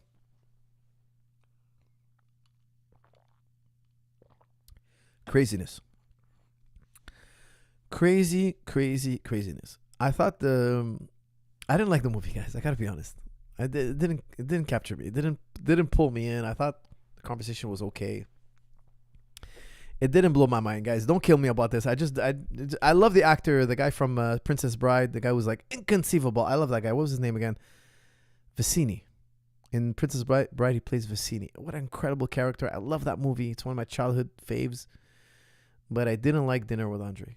It didn't blow my mind. But thanks for the recommendation nonetheless. Coach, what do you think of cognitive enhancements such as diet, exercise, meditation, mindfulness, physical skills, training such as martial arts skills, drugs, behavior, training, etc.? That's from Orca. Orca, I do everything to keep my mind as healthy as possible. Everything you listed works, with the exception of drugs. Yes, if you train regularly, if you diet, if you eat right, your mind will work at a much higher level. Guys, I spent 2 weeks in Australia. And in Australia, they were treating me like a king. Okay, I was treated like royal treatment. I want to extend a special thank you to my hosts. In Australia, I was put up in a very nice hotel. They really treated me super good. They invited me to Australia, and I did 3 seminars, and I was spoiled. They really treated me good. And I want to be super grateful to my hosts and my Australian friends for being so welcoming. I had a really great time in Australia. Now, I was in a very, very nice hotel, top hotel with unlimited food. It was just incredible. And the cuisine was incredible. Australian food is incredible. And we have really good food here in Montreal. We're known for our food. Australia, amazing. I was eating every day. I was eating a wrap called a jackfruit wrap. Guys, I don't even know what jackfruit is. I don't even know what it is. I'm like, let me try it, And I love red meat, guys. You guys know my favorite meal is steak. I love red meat, and I love steak sandwich. But this is no meat. It was incredible. One of the best sandwiches I ever eaten in my life. I was eating it every day. Now, I was also kind of bored. I was jet lagged, so I was waking up 2 a.m. I was sleeping during the day. I had a really good time in Australia, but I was eating more than I usually do, and I was exercising less than I do because of the trip, and I was working with some fighters, so I was not on my schedule. I was really off my schedule. But I'll tell you something. I didn't know jackfruit wrap could be so good. It blew my mind, guys. I took pictures of this meal. I'll never forget this wrap. I blew my mind. Jackfruit wrap. Anybody ever have that? A jackfruit wrap? I had it at the Tower Hotel, a super, super luxurious hotel. All the restaurants in this hotel are top tier restaurants, world-class restaurants. I was at the buffet, craziest buffet I've ever seen. I've been to buffets all over the world. What a buffet. Chocolate fountains, lobster. It was incredible. And I was eating this wrap every day called the jackfruit wrap. Is it a thing in Australia? I don't even know. I just tried it. I said, why not? Let me try this wrap. Blew my mind.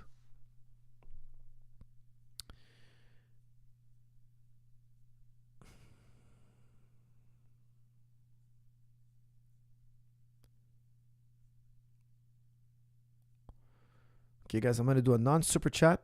Honestly, the Tim Ham has helped me so much. Recovery. That's from Chris Matthews. I'm happy to hear it. Dr. Dre Foreman, you are a legend. That's from Shiz. Dr. Dre, you are a legend. I didn't see you on this podcast today. What is your favorite movie of all time? That's from Post Film Co-op. I would tell you it's Limitless. My favorite Hollywood movie. I love that movie. That one really pulled me in. A movie I loved before that, it was one of my favorite movies. I love The Matrix, and I love The Count of Monte Cristo. But I think I like The Matrix after. Matrix was my favorite. And then after watching Limitless, man, I absolutely love the movie Limitless. Coach, what is your most proficient epistemology? In other words, what is one of the most optimal ways to pursue and retain knowledge? ? How do you avoid burnout in this pursuit? That's from Essence. What is the best way to retain knowledge? I would tell you it's mnemonics. I use a lot of mnemonics. Guys, I believe I have a sub-average memory. I use mnemonics every day. I have a whole universe in my head of mnemonics. I use it all the time. And I memorize a credible amount of information. But you could tell me something and I'll forget it 5 minutes later. If I don't apply a mnemonic, I will forget it. If I apply a mnemonic, I most likely will remember it. And sometimes I can remember something 7-8 years later. Oh, it's crazy how I'll remember it. But it's really mnemonics. I highly recommend Brian O'Donnell. Brian O'Donnell, let me look it up real quick here. Let me find you guys a link. Guys, this is, in my opinion, life-changing stuff. I wish they taught me this when I was a kid. This is what I teach my kids. I teach them mnemonics.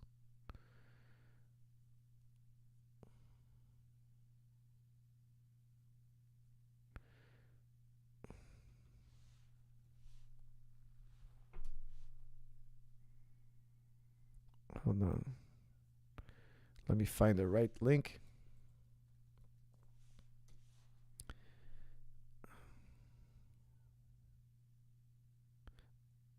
Oh, did I say Brian? Excuse me, Dominic O'Brien. See, I didn't apply a mnemonic for his name. Dominic O'Brien. I haven't read his. I bought like maybe 6 of his books. Okay, and I follow a lot Ron White. Dominic O'Brien. Let me get you his Wikipedia. Guys, this guy helped me a lot. Honestly, this guy's life story is actually quite amazing. He was dyslexic like me. He was crazy. He was like, when I was a kid, I was in the slow class because I was learning. I was in school in French. I really didn't do well in French. And then when I went to college, my grades exploded. I got really, really good grades. I finally got to read and write in English. I finally got to express myself in English. Guys, for some reason, I never took to French. When I had to read and write and think in French, it just didn't work. When I switched language, my potential exploded. And then I had another boom when I studied the works of Dominic O'Brien, and also when I started using audiobooks. I had another boom, like another level of, because I realized that I'm a greater listener than I am a reader. I can read for about an hour, then it's very rare I read longer than an hour. I don't have the best eyes for reading. My eyes don't have, I have to wear glasses, and I hate wearing glasses. I'm supposed to be wearing glasses right now. Actually, I'm wearing them more and more, my glasses. And when I read it, okay, I see much better and I can read for longer, but I hate putting glasses on. I hate it, even when it comes to reading. It's just very recently that I actually started wearing my glasses. Very, very recently. I used to always avoid wearing glasses. I'd rather see blurry lines than wear my glasses. The semen retention actually work? That's from Jackson. To a certain level. To a certain level. You don't want to go too crazy with that. But by the way, I don't think... here's the thing. Here's the thing. It kills your motivation to go train. That's just my personal view. I don't think there's a scientific study. Like, let's say, I'm with my wife in the afternoon. I'm not going to want to go to practice at night. You know why? I think it's like, first you get a kill, you bring back a kill home, and then you're rewarded with, the spoils. I think once you get the spoils, like, who needs a kill, man? I'll get a kill tomorrow. I think it does that. I think it also temporarily lowers your testosterone level, just temporarily, obviously, not permanently. But that's how I feel about it. I'm not giving you guys a scientific study here or anything. I'm just telling you my own personal experience. And for me, I feel like I'll leave that for after practice. How to get a good-looking body, coach? That's from Water. Very simple. Diet, proper diet, and fitness. Build muscle. Proper diet to lower your body fat and build muscle. Super simple. Lower your body fat with your diet, proper diet, and build muscle. Then you'll have a nicer body. Now, you can target certain muscles that you want to grow more than others, and you target them. But diet is the key. When I'm on my diet, I can get really, really lean, really, really ripped. And when I'm off my diet, even though I'm training a lot, I get a layer of fat. You cannot outrun a donut. It's so easy to eat 500 calories. It's so hard to burn 500 calories. You have to eat properly. Now, me, I love food. I enjoy food. I'm a Lebanese, so we have to eat. So when I go to my in-laws' house, I have to eat. So I fast. I use intermittent fasting. Guys, check out Fasting for Fitness. It's on jujiclub.com. It's a 1-hour read, or it's on audio also. If you download it, there's an audio download. There's a video download. You can listen to the book. In 1 hour, I tell you everything about intermittent fasting. You guys know me. I have zero fluff in my content. My content is instead of a 5-hour book and you're hearing stories about my life, you're going to hear right away why you should fast, how we do it in sport. Like if you're a combat athlete and you want to fast, there is no such book. That's why I wrote it, because there's no such book for fasting for fitness. A lot of martial artists fast today. A lot of us do intermittent fasting. A ton of us. How do we do it? How do we carb up? All these things. Intermittent fasting works for me. Why? Because I can enjoy my food. I love enjoying my food. Like on Saturdays, I'll have a nice meal. If I have dinner planned, a birthday, I don't have to go to the dinner and be like, oh no, I can't eat this. I can't eat that. Oh no, I can't. Oh, no. I eat. I have my one meal. I'm within my caloric allowance, and I won't gain fat. When I'm intermittent fasting, I feel happy. I feel I can perform, and I enjoy my food. But then again, it might not be right for you. You got to find the right diet for you. Try different diets, and the one that you feel is right for you is the one that works. The one you feel like it's not hard to do. I enjoy eating this way. I enjoy it.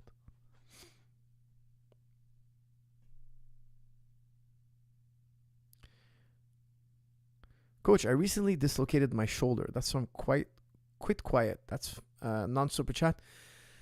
Look, that really sucks, man. You should go see a physio, get back on track, and then do strong and stable shoulders for life, and never allow your shoulder to be dislocated again. I know guys who dislocate their shoulder once. It usually happens again and again. Put a stop to it, man. Just really. Go see a physio. Learn all about shoulders. After practice, strengthen your shoulders. Don't let your shoulder dislocate again. Make sure you're on top of your injuries. When are you going to get Andrew Tate on this podcast? I'm sure you would agree on a lot of things. That's from Stefan Gisberg. Stefan, do you think two top Gs can meet face-to-face on a podcast? Do you think he's going to top G me? No, I would love to have Andrew Tate on. It would be a blast. People were trying to connect us once upon a time. I might try it again after his whole legal battle. I would love to have him on my podcast. I might try again. I've seen him online. He does a lot of podcasts. I would love to have Andrew Tate on my podcast. I'm sure he would do it. Honestly, I'm sure if the brothers got, message him. I just don't want to bother the guy. I feel shy, asking him, but I'm sure we'd have a blast. If anybody knows him out there and want to connect us, guys, I will do it. I don't want to impose on him. Can you analyze Victor Kumar on Wisdom Podcast? The video is titled, How Did Human Morality Evolve? All right, that's interesting. Let me copy that.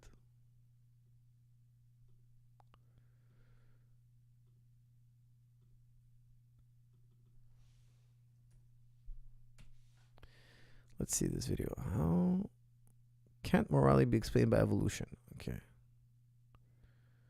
Hold on a second. What was his name?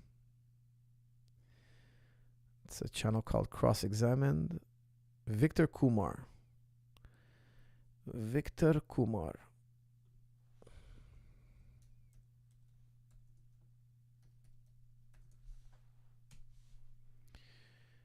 Okay.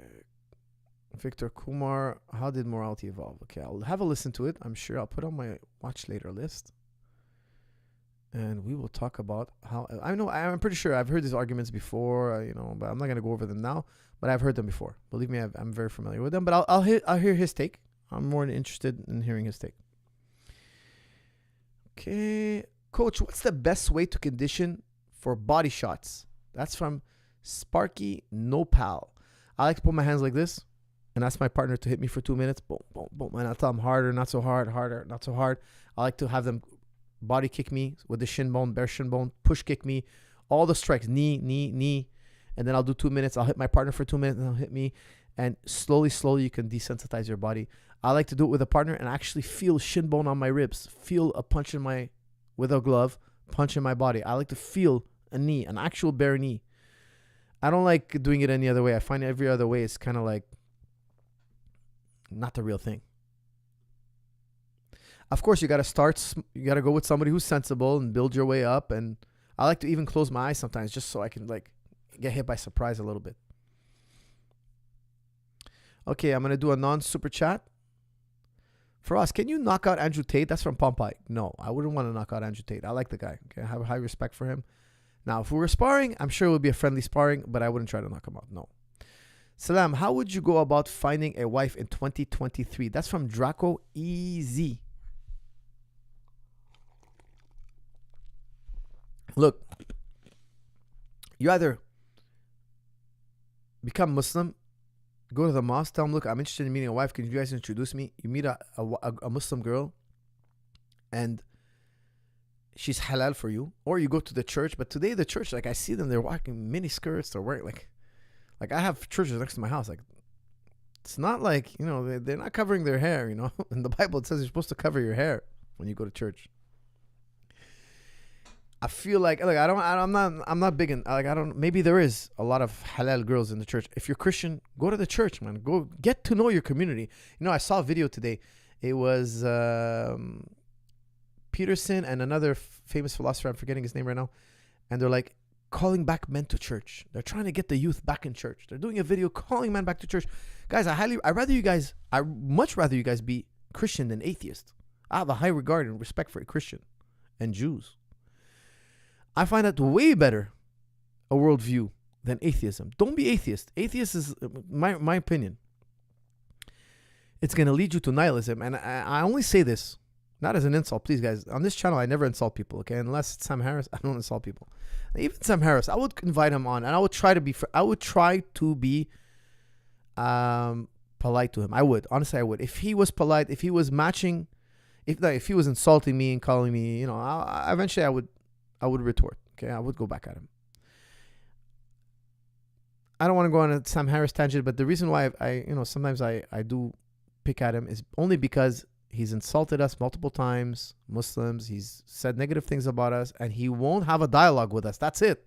I don't care that he doesn't like us, but he won't have a friendly dialogue. He refuses to dialogue with us. I find that to be cowardly, and I'm still not over it. We extended the hand. Come have a conversation with us.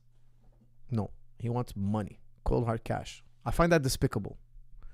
You demonize us, and then when we have a discussion with you, it's not like you don't have time for it. You have your own podcast, like you're doing this regularly.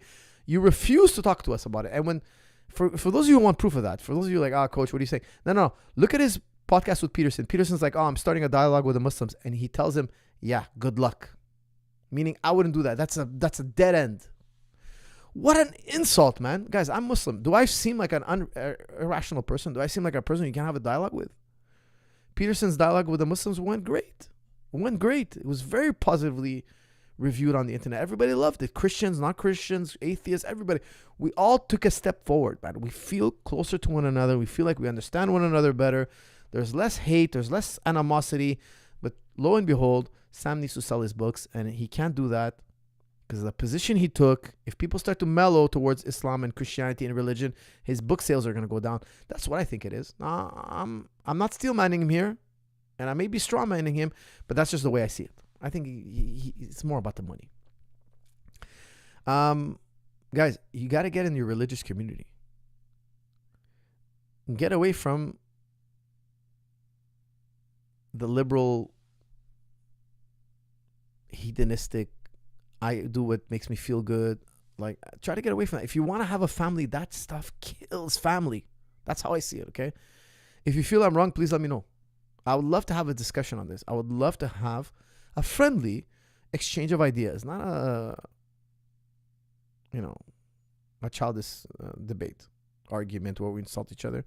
Guys, if we want to insult each other, let's get in the ring, man. Let's just put on the gloves and get in the ring. Or I don't want to be a tough guy on the internet. Let's just get in the ring. Like, if you have a like, I find sometimes that people have a dialogue, they're like insulting each other. Guys, just glove up, man. There's gyms all over the world. If you really hate each other, glove up, man. You know what? I open invitation. Anybody want to glove up? Come to the gym. Tell me you want to glove up. You're having a beef with this person. I'll try to talk you out of it. But at the end of the day, if you guys really want to glove up, we could do it in a safe, orderly fashion where nobody gets hurt, but you guys will get it out of you. All I'm saying is because I do that. I box and wrestle every day. It's out of my system. Like I don't have this animosity towards my fellow man. Oh, you disagreed with me. Oh, let me pump up my chest and start insulting you. That's absurd. It's so stupid. It's so dumb. But that's really people who have a built-up frustration and they're like, oh, here's where I can unload my frustration. Anyways. What were we saying? How can you find the wife? Guys, I recommend you go to a third world country. I highly recommend it. You'll find somebody you can raise a family with. It's way more doable if you go back to your home country. I tell my students all the time, I have a lot of students who do it. Oh man, I love them. I have one of my students who went back to his home country, named the son after me. Alhamdulillah. Because I told him when he was young, I said, whoa, this girl, be careful. And I watched over him like an older brother, and now today he has a beautiful family. He's super happy. He's successful. I'm telling you that nowadays, with our attitudes, with our worldviews in the West, it's very difficult. Look at the stats, guys. I'm talking about statistically here. It's very difficult to have a successful family because after 4 or 5 years, the average marriage is going to get divorced, max 10 years, and then your kids are young. You know, I don't want to talk about people's personal life, but I have friends that have young children, and they're getting divorced. It's like, you guys committed to raising a family, and we're here 6 months down. Like literally, I know guys who before the child is even born, they got divorced. Before the child is even born. That's very painful on the children. It's very painful on the married couple. It's death to monetarily. It's very expensive. Now you're responsible for 2 rents, 2 electricity bills, 2 utility bills, 2 cars, double your bills. Instead of the money going to the child, the family, building wealth, generational wealth, it's all going down the drain. Family court is the most money-making court out of all the court, more than criminal, more than civil, more than every other type of law is family court. They milk the families. They crush them because they know, hey, your child's on the line. They make wife and man feud over the children. It's disgusting. It's sad. Be very careful, guys. Think like me. Think like Coach. Guys, I'm not joking. I'm so big on prenups. I think guys should have prenups. I think young men with assets who worked hard should have prenups. I had a prenup when I'm young. I had a prenup. I worked so hard. I built wealth. I married a young girl. I offered her a prenup. She wants to be my wife. She has to sign a prenup. She signed it. No problem. She has no interest in taking what I've earned. Everything I've done. She has no interest in that. That tells me she shouldn't. If she really, truly loves me and she wants to be my wife, why should she care about what I've built? She's going to benefit from it, of course. But if tomorrow she wants to leave, she doesn't leave with my wealth. Why should she leave with my wealth? That's me and my family's wealth. My family invested in me and I put their money in certain things. And we built a wealth together, and generation after generation, we're working together. Why should my wife come and leave after a year or 2 or 2 years or for whatever reason, and she leaves with my family's wealth? No, of course not. Now, of course, I'm not soulless. I'm not cold. I would set her up. Let's say me and my wife, for whatever reason, we got divorced. Of course, I would take care of her. You know, she has protection. Of course, in our way of life, we have protection for the woman. She has a rest, but she's not going to get half. No, of course not. Why would she get half? I was already super successful. I had a lot of assets. Why should she marry into that? Why? It doesn't make any sense. Now, it also keeps a certain dynamic. Guys, I'm giving you real talk here. I'm giving you big brother talk. It also keeps a respect. Now, I would tell you, if my wife had some assets when she married me and she offered me a prenup, I would sign it. I would say, why? Why should I dip into her family's wealth? Why? What makes me have to earn for what they put together? I'm not coming in here to take their wealth. No, I'm coming here to marry this girl and have children and hopefully have a successful family. I shouldn't have the right to your wealth. Now, I do believe also you have the right to maintain your certain lifestyle. If you had kids, you gave up opportunity costs. You could have had a career. You could have been more educated. You could have done more with your life, but you had these kids, and it's more difficult for the women. So I do believe there's a certain amount a man has to give.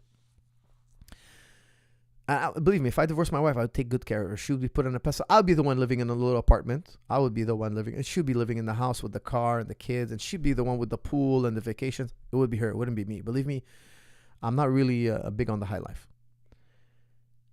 With that said, I know that I have a certain level of, like, let's say, God forbid, your wife does something really, really bad. You then can decide how much she gets. Like, does it make sense to give her, like, nowadays, if your wife does whatever, she's the worst wife in history, she still gets half. In my country anyway, she still gets. Doesn't matter what she did. Doesn't matter. She gets a no-fault divorce, and that's it. Too bad. We're cutting everything in half, and you're paying her until she gets remarried, but she never gets remarried because she has some boy toy in the house, and she knows if she gets remarried, she won't get that alimony check anymore, so she keeps that guy on the side, and he's just her boyfriend, and he pays his bills, but she keeps everything under the table, and now you're paying for this guy's lifestyle. Guys, we're smarter than this. Men are smarter than this. Please be smarter than this. Please.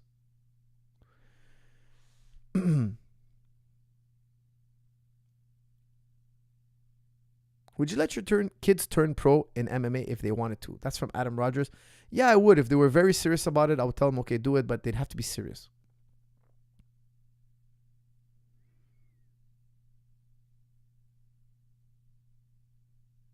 Salam, coach. I want to know, where can I train and live full time? That's from B More. If you're talking about Montreal, we have a dorms. TriStar Gym has a dorm. Check in the description. You'll see tsdorms@gmail.com. Write them an email. Tell them when you want to come, how long you want to stay, and they'll give you a quote. And you can train all day long. 50% divorce rate in Canada. I think it's dipped a little bit, but people are getting married less as well. Divorce in Islam, that's from Daniel Quinn. Yeah, we have divorce in Islam, but we all get married. Every Muslim gets married. Every one of us. So for us, it's like how you guys have a boyfriend and a girlfriend. We get married. You meet the girl, you bring the preacher, he marries you. She's halal for you now. You can be man and wife. If she gets pregnant, it's not a problem. Everybody's happy. It's public.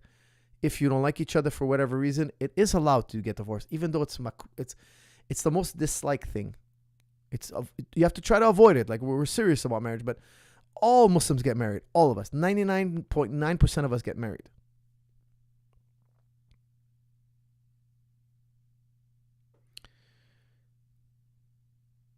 Do you think people will still train martial arts in 25 to 50 years? That's from Waved. Absolutely. That's a non-super chat. Absolutely, guys.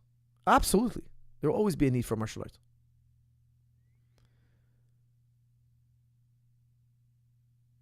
Thoughts on Khalifa in a nation-state world order? That's from Schiff. Guys, Islam has ruled the world before Ottoman Empire, the rise of the golden age of Islam. I mean, we have religious tolerance. We have absolutely everything. We have everything the West gives today. The Islamic communities pioneered it. If you don't believe me, go to the Supreme Court Justice, and look at the 18 great lawgivers. One of them is Moses, and one of them is Muhammad alayhi salam. The West agrees that Moses alayhi salam and Muhammad alayhi salam were great lawgivers. They modeled their societies after that. Today, when you go to university, everything's so Eurocentric. Guys, Europe is great, but also we learn from China, we learn from the Arab world, we learn from Africa, we learn from India, we learn from all the traditions contributed. There's much older traditions than Europe.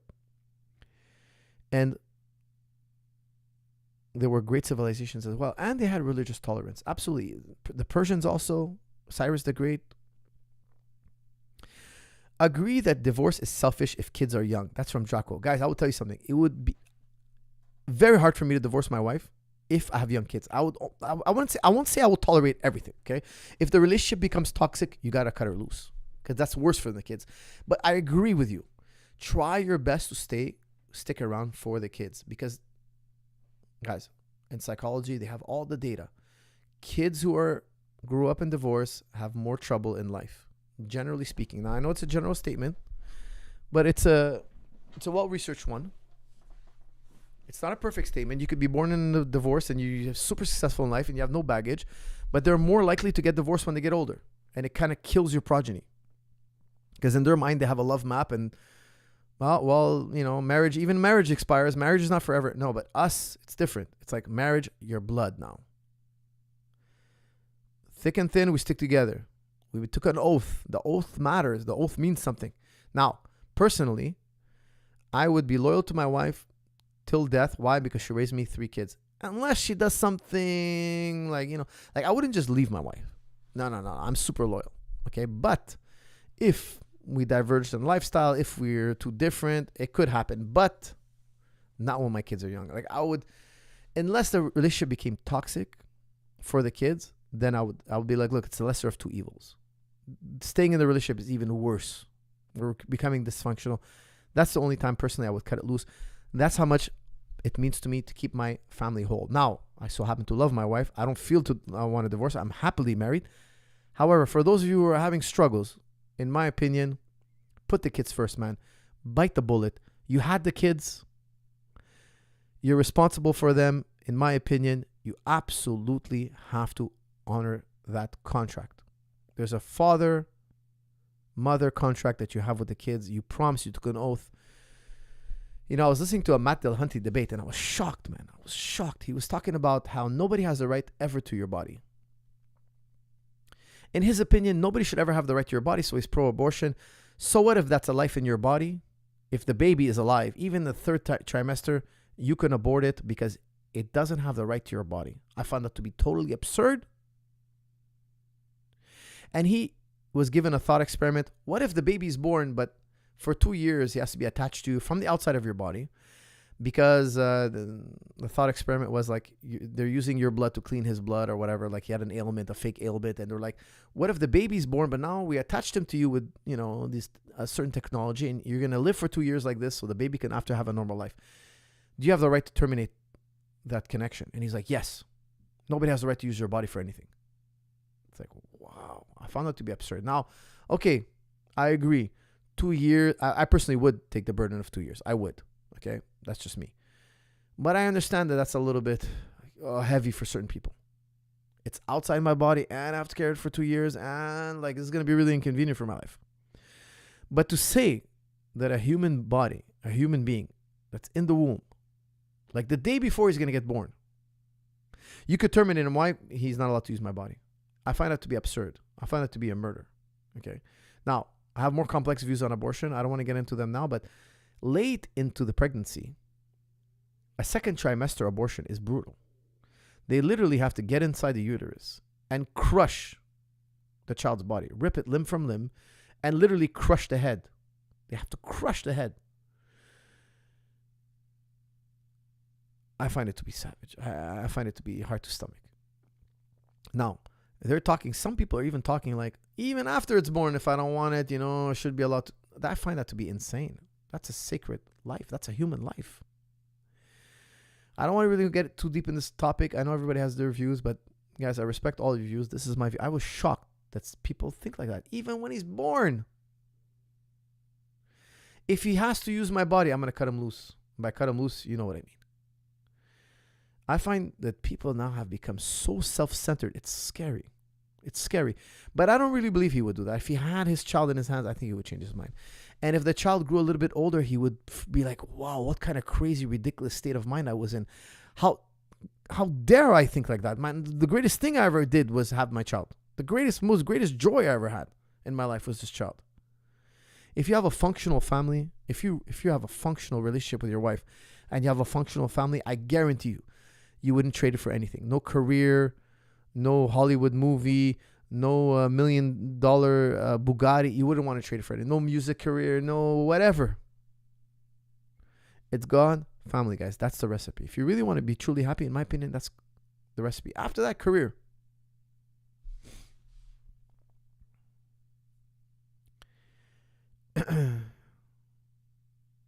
Doesn't husband/wife have the right to each other's bodies? That's from Hanan Zubair. Yes, I believe so. Listen, when you get married, look, in Islam, you don't have to get married. It's not the law. But when you get married, you have to satisfy your partner. It's your duties. As a husband, you have to bring your wife to climax. Your wife, she has to be there for you. If she's not, She has to renegotiate with you. Look, this is how much I can do it. Okay, do you agree or not? Or if not, we're gonna get divorced. Guys, it's all gotta be on the table. I know guys, man, they haven't had sex with their wife in 2 years. I find that to be absurd. I find that to be an absurdity. It's like saying, look, I haven't eaten in 2 years. Man, eating is a human necessity. So is sex. Sex is a human necessity. It's not something I can go with. No. It's an absolute human necessity. Look what happens to people who go without it. Look what happens to people. They lose their mind. They do the most depraved things. Not only that, it'll lead to people doing really, really bad things in society. It's very important that men and women have an outlet. It has to be done in order. It has to be done in a way that doesn't harm society. That's what marriage is all about. And yes, you have a duty to fulfill. You have a duty to fulfill to your partner. I highly, highly believe this. It's so selfish and self-centered to be like, oh, no, you know what? Let my husband starve. Or let my wife, take care of it. That's absurd, man. It's such selfish thinking. You know, my wife tells me, what would you like to do? You know what I tell her? Anything your heart desires. Anything. Over the years, my wife, she didn't grow up in my culture. When I ask her, what would you like to do? She tells me the same thing. She says, anything your heart desires. Whatever you want, just say the command. She's like, like your genie, She's going to go like this. Whatever you tell her. Not you, me. Anything I'm going to tell her, she's going to do it for me. That's how you have a relationship, my friend. If your wife, when you ask her something, she doesn't tell you, whatever your heart desires, your wish is my command. If she doesn't word it this way, you should work on your relationship. Me, I'm the same way for my wife. I tell my wife, don't ask me 3 times for something. If you ask me 3 times, the 3rd time I'm going to say yes. No matter what it costs me financially, no matter what it does to us, don't ask 3 times. If you ask 3 times, now I can't say no. So think twice before you add a 3rd time. Sometimes she'll ask me, I'm not sure. These are my reasons for why not. Maybe a week later she'll ask me, look, I'll give her even stronger reasons. Like, I don't think this is wise. If she asks me for a 3rd time, I pull the pin on the grenade. I do it. Live with the consequences. That's how high in esteem I will keep my wife. I feel it makes her feel appreciated. I think it makes her feel like, you know what? I'm going to think long and hard, but he will pull the pin. I know he'll pull the pin on this grenade. And he will make it so. But I do that to make sure that my partner feels heard, satisfied, and she's happy. Will you ever debate left-wing YouTuber Destiny? Soran. I don't know, man. I would have a discussion with him. I wouldn't prep for a debate, but I would have a discussion with him. I've heard this guy talk. Guys, please don't model yourselves after Destiny. I feel like he's the world's biggest something that rhymes with the word puck. I won't say the name. I won't say the word.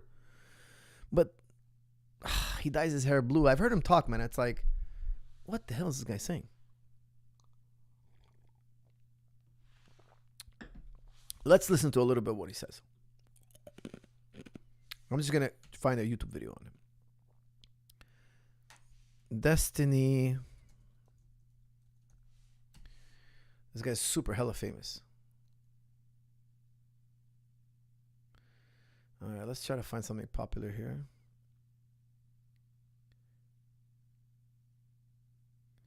Okay.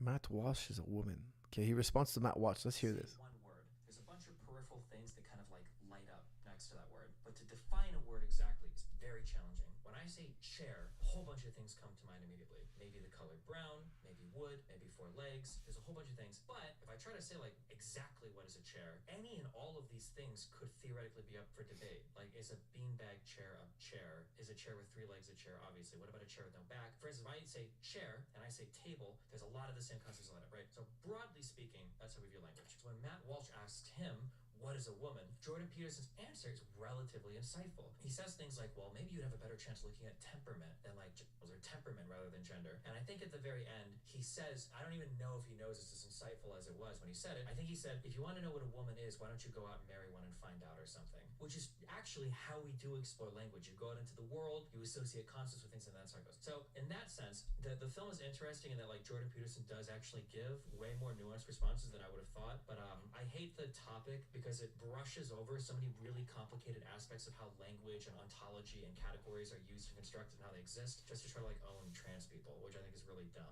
I think you can be like pro or against trans people, but like at the very least, like treat like language with the due respect it has. But yeah, that was it. Yeah, it's a good answer. Yeah, I actually think that makes a lot of sense. Yeah, okay. So when a conservative walks in and like, what is a woman? Like there's like some concrete, definitive answer. Gender is very. Guys, that was a horrible answer what he gave. What is a woman? Look, guys, I don't want to go too hard on this guy. I don't really know much about him. I heard his talk with Tom Bedier, Dangers of Red Pill. That's the video that pops up. Toxic masculinity and all that. Look, I believe masculinity could be toxic. Yes, it can be. But we need masculinity. We need it. Tomorrow, if we get invaded and we got rid of all the men, we pussified them, we're going to be like, where are those men? Where are those top G's we used to have? Remember those guys? They used to harass us on there. Where are those top G's? Please, I really wish they were here right now so they can get up and defend us against these invaders. Trust me when I tell you, you'll miss the top G's if tomorrow a certain nation is at our door. You'll wish the top G's were around. Okay. I don't know how anti-red pill he is. I don't know what his balance is. So I don't want to make fun of him, but his answer to what is a woman is wrong. The whole documentary is wrong. What is a woman? The woman is the counterpart to man. Listen carefully. To know what a woman is, you have to know what a man is. And to know what a man is, you have to know what a woman is. It's weird. You know, last week somebody asked me, he's like, if God is perfection, you might have known perfection by seeing something imperfect. You went out in the world and you saw things that are imperfect, an imperfect tree, an imperfect rock, etc. And from there, once you saw something imperfect, you deduced perfection. And I gave an answer I think it was really good, but I can also take it a little further in a different direction. Okay. You don't know things until you don't know opposites until you have experience with both ends of the opposite spectrum. Let me explain. Imagine the entire world was one shade of pink. Imagine the entire world. This microphone was pink, my skin was pink, my eyeballs were pink, the screen was pink, this cup was pink, everything is pink and the same shade. There is no shade. Everything is one color. Well, guess what? You wouldn't know anything about the color pink. The world would just be. You wouldn't know anything about color. To you, pink would just be invisible. You wouldn't point and say, hey, look, there's pink. Think about it like this. Imagine all of existence was 37 degrees Celsius. When I touch this mug right now, it's colder than 37 degrees Celsius. Why? Because I feel it to be cool.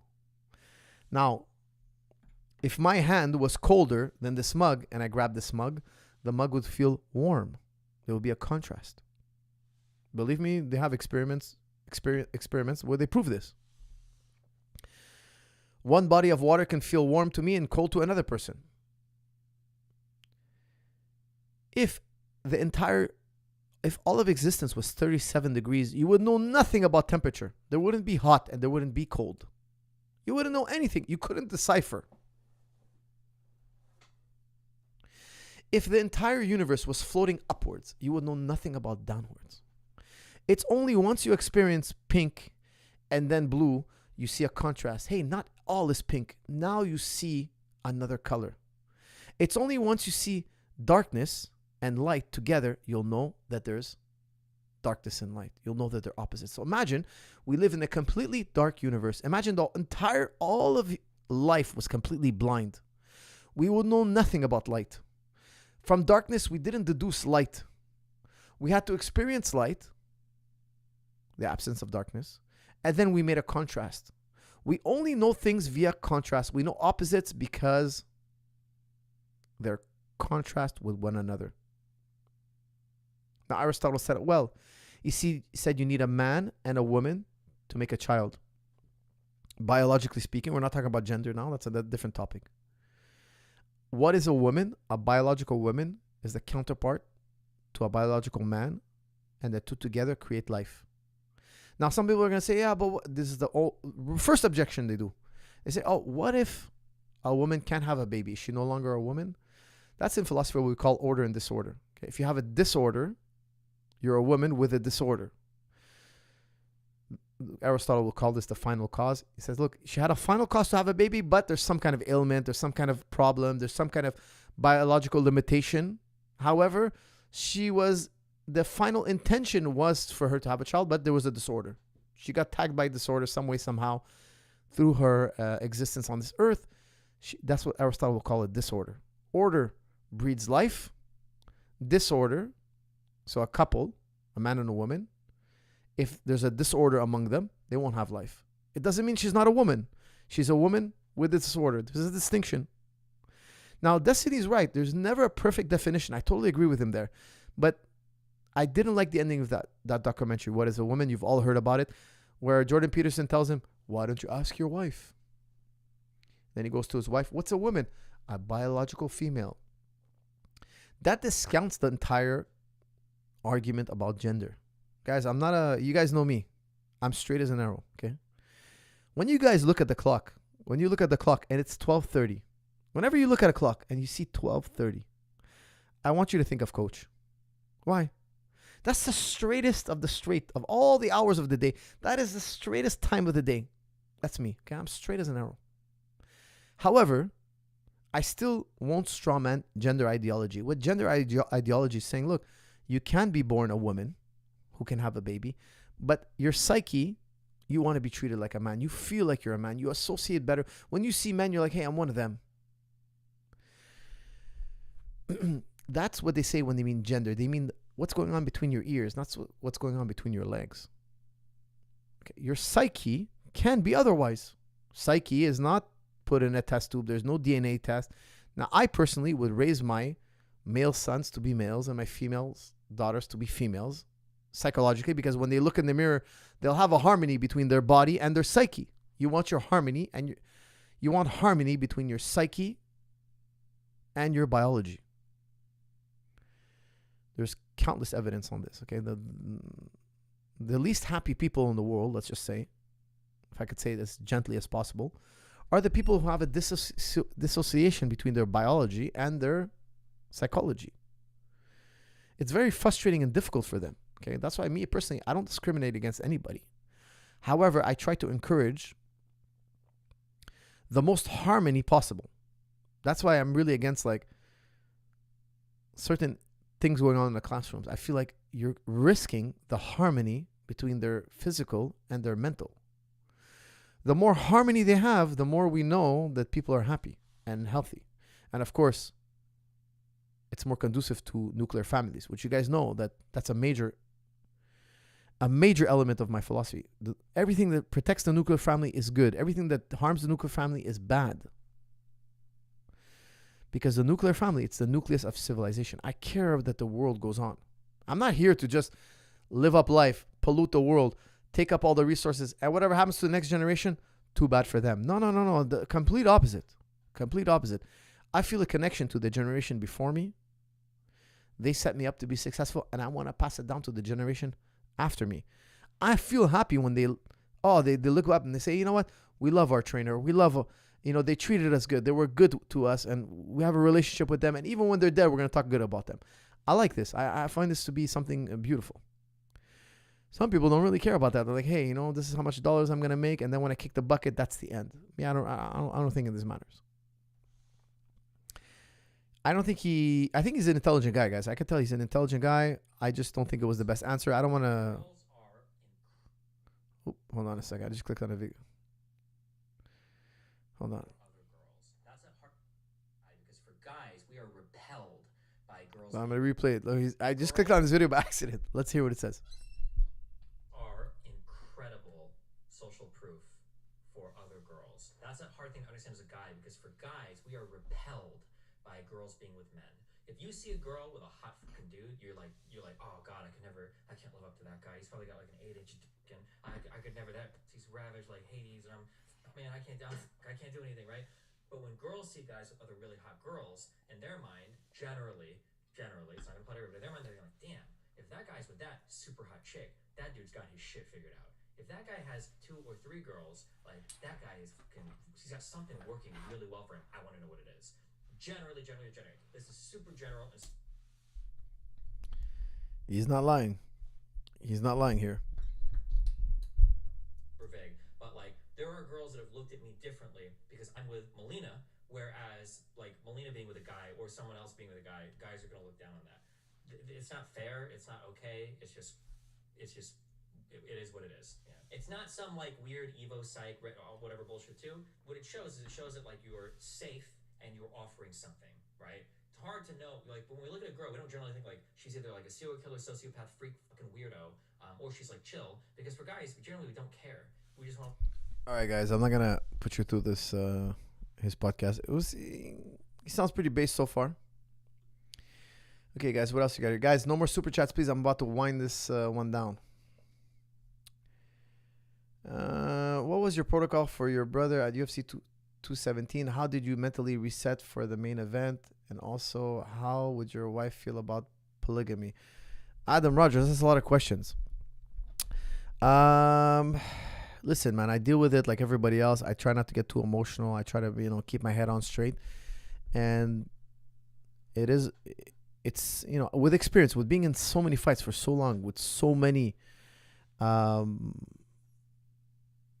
seeing it so much in my life. I've seen so much violence. I've seen so much in my life, guys. It's crazy. It's insane how much violence I've seen. It's insane. That I've learned to make my peace with it. And I understand it's super dangerous. It's not pleasant. It's not fun. But you got to always be strong mentally. You always have to be strong mentally. Something good's going to come out of this. Always. Something good. No matter how dire it feels, something good's going to come out of it. And we move on to the next challenge. It's harder, easier said than done, but it's the mission. It's a way of life. We're always going to meet every challenge. We're never going to back down of any challenge. Hell or high water, we have to meet every challenge. It's that or die. We got to make it. That's the mentality, guys. You can't have any other mentality. There's no other option. How does your wife feel about polygamy? I can't really talk about it because there's laws in this country, so I got to be really tiptoe. I like to always say my honest opinion, but I got to tiptoe on this one because the laws in this country. Miss Super Chat. Okay, guys, no more Super Chats, please. Super Chats are now mamnua, forbidden.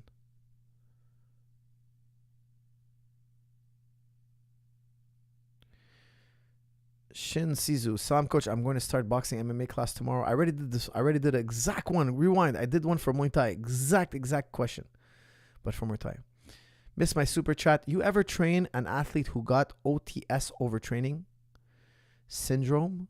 Have high school wrestlers who has muscle pain for months, does not recover. V Radio, I would highly recommend you go see a doctor immediately. Highly. He has to rule out disease, etc. He's a high school wrestler and has muscle pain for months. That's not normal. There's something wrong. I highly recommend you stop training, go see a doctor, and rule out disease. Coach, what do you think of Sneeko? That's from Black Sheep. I've heard a lot about him. I've listened to one video of his. He's a super famous guy. I don't even know what he does. I think he's a gamer on YouTube. He's super old. He's all over the internet, this guy. I don't know much about him. I think he's he's a new convert to Islam, and he's adjusting still. But look, I understand he's definitely not a perfect Muslim, but you can't expect him to be. He's got to, slowly make his way. And I think when new Muslims come to Islam, you got to let them be. You got to let them be. They're not going to change their lifestyle overnight. They were drinking, they were partying, they were going out, they have their network of friends that are non-Muslim. Like, you got to give them time. And as they get older and wiser and more, less fascinated with the body, like we say, inshallah, they'll simmer down. But at least they're Muslim, at least. You ever cheat on life? Okay, did that one. A woman is not merely a human with XX chromosome, question mark. That's from Essence. Guys, I think it is. I want your psyche and your body to be in harmony. But I understand that it's contingent. It's not impossible. It's other way around. Now, I'm not trying to tell you that you should adopt these philosophies. I'm telling you, don't adopt these philosophies. They're not conducive to survival and reproduction. They're not conducive to happiness. However, it can be the case that you're born that way. It can be. Then it becomes your fitna. It becomes your obstacle in life to happiness. You have to learn how to live and overcome this obstacle. But we shouldn't go around trying to, how should I say, influence people who would have been otherwise. Because we know that you can nurture, things can be naturally born in you, or you can nurture them. We shouldn't nurture it. We shouldn't nurture it, foster it, put it in people's minds before they would have never known about it. They would have never thought this way. They would have been in harmony with their psyche. Their psyche would have been in harmony with their biology. That's the real issue. Salah, I'm very sorry if I missed your super chat. I'll do a quick scroll to try to find it. Guys, please, no more super chats. Salam, Coach, can you and Mufti Abu Layth have a discussion? A very legit scholar who you both have so much in common, some significant differences too. Love from a brother from the UK. That's from Munir. Munir, I've dialogued with him. I've talked to him, not publicly. We have dialogued. I have his number. We send each other messages every so often. We've given each other advice. We have definitely have dialogue. But I decided not to do a public talk with him because I feel he has to reconcile with certain people in the community in the UK. I want to stay out of it. They do have their issues, but I feel that in time, hopefully, there'll be a harmony, and I'll be more than happy to speak to him. However, for now, I decided to stay out of it. I think it was the wiser of the choices.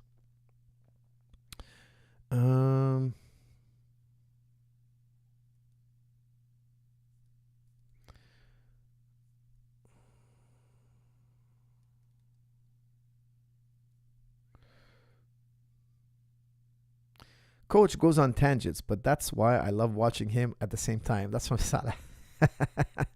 The king of tangents, guys. The king of tangents.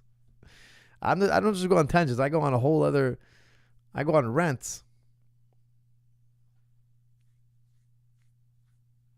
Sam Harris was, I saw that one. Hassan, I saw that. It was funny. That was really, really funny. I was on a podcast in Australia, and they asked me about that, about Sam Harris. Sam Harris recently made a comment. There's so many people converting to Islam. He spent the last 15 years writing books against Islam, and now he's seeing young kids convert to Islam en masse. And he's like, it's a high tea religion. He's trying to explain why. Basically, his interlocutor was saying, is Islam a reaction to feminism? Like, men are getting so sick of feminism, they're like, you know what, I'm going to become Muslim. I think that's part of it, man. Islam is a great balance to feminism. It is. We need Islam. Like, I feel sometimes men are so whipped. Guys, make no mistake about it. Feminism is a reaction to men treating women badly. Men treated women badly, and they needed feminism. I blame men for feminism. I don't blame women for feminism. I blame men. Men screwed up. Women are telling us now that they don't want to be our wives. They don't want to be the mother of our children. That's what women in society are telling us right now. Women, by and large, are telling us, we don't want to have your baby. That's a slap to the face. There was a time where women really wanted to have men's babies. They really wanted to be married. It was the dream. The wedding day was the dream. They would dream about it when they were little girls. That was the biggest day, the happiest day of their life. And they're going to have a baby. And women had baby fever. Once upon a time, they love babies, baby. Abortion, what is that? That's a sin. That's the worst thing ever. And when the baby was born, the baby was their whole world. Oh, she loved this baby.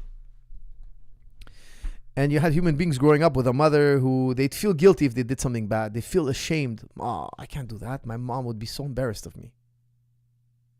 I can't go on TV and shake my genitalia in front of everybody and cuss and act like a fool. My mom, I respect my mom. Society was in a different place. Now the women are telling us, by and large, nah, we're just going to use you and abuse you like you used us and abused us. And we don't want to have your babies. Babies, no, I don't want stretch marks. That's going to make me lower in the eyes of the sexual market value here we have in the West.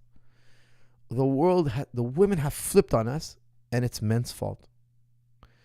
If you want to have a great girl, you got to be a respectable, virtuous person. You got to give that girl a reason to want to be. You have to give that girl a reason to want to be your wife and have your kids. It's got to be a net positive for her.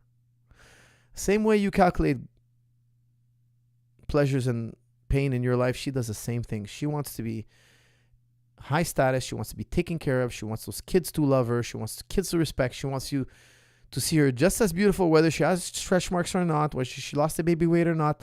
Like, you have to take the whole package. She's got to feel like, hey, this is not going to make my life worse. It's going to make my life better. If you can't be that type of man, that's what you're going to get. You're going to get women that don't want to have your baby. You're going to get women that think you're not worthy. And you get women that despise you. We have made a collective error. The fact that women find feminism attractive is a failure of men. Now men are starting to find Islam very attractive because it's an answer. It's a blowback. However, Islam is there's a balance between men and women. It's not true that women are treated badly. It's not true that women are put down. It's not true. It's not true. Women have their rights. They have 100%. They have so many rights in Islam. She's protected.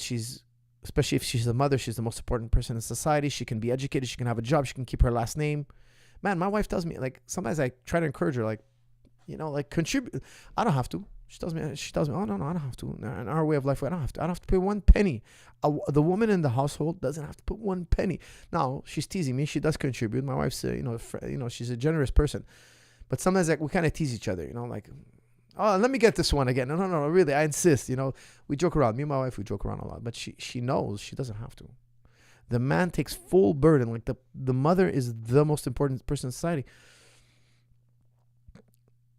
Islam can solve a lot of the problems of the West. A tremendous amount of problems. And that's just not me saying it. Okay? I can quote you many scholars, non-Muslim scholars, that say the same thing. Say the same exact thing.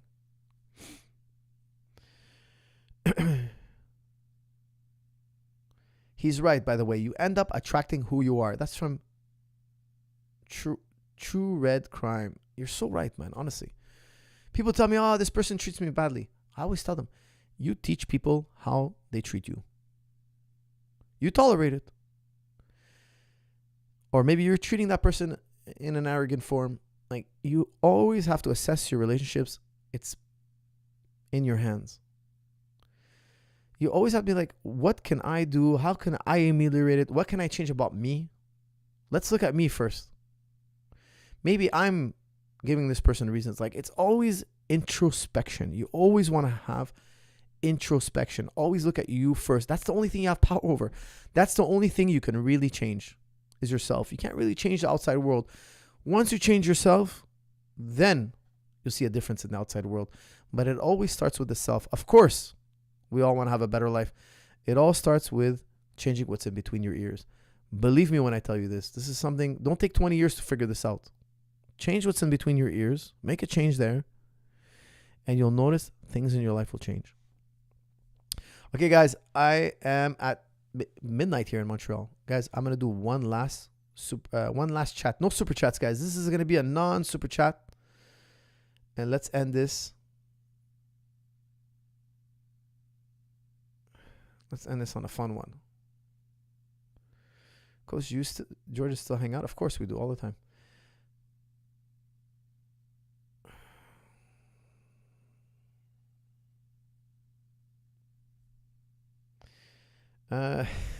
Yeah, go see a doctor, guys.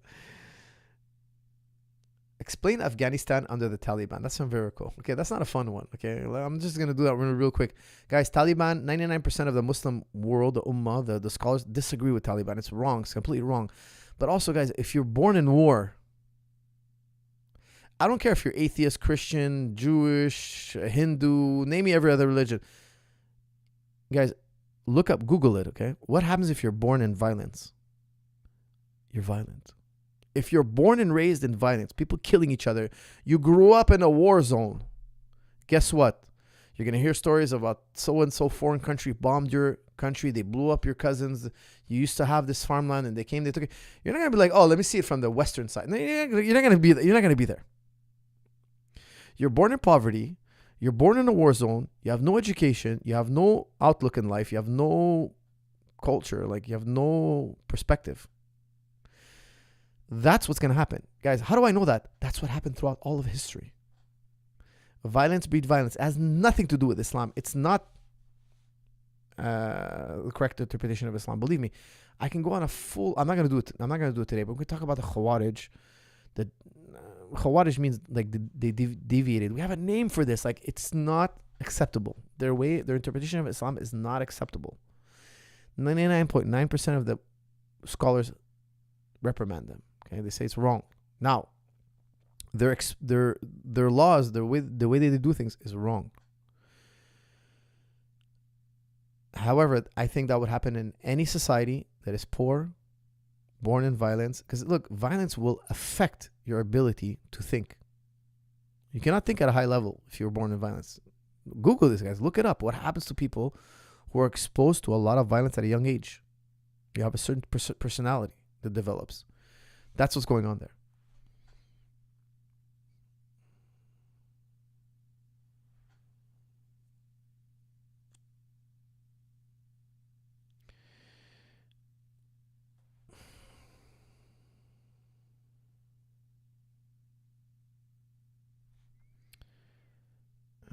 What else we got here? Should Latin America be balkanized? I don't even know what that means.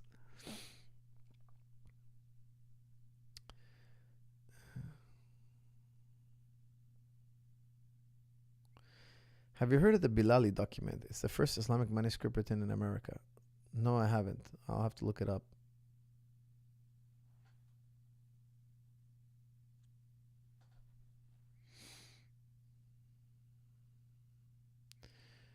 All right. What else we got here?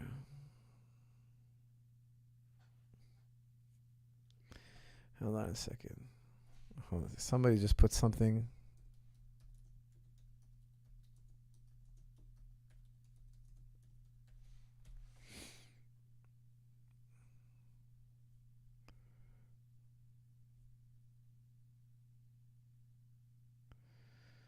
I just saw somebody. Oh, no.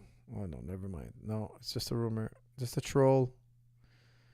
I had to Google something. Somebody said something in the chat that piqued my interest. If it was possibly true, it's not.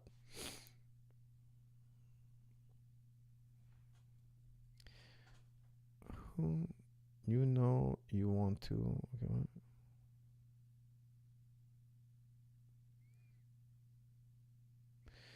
Did Coach talk about the Adesanya drunk driving? That's for Ruben. No, I don't know anything about it. I saw a headline, but I didn't click on it. I didn't listen to any videos on it.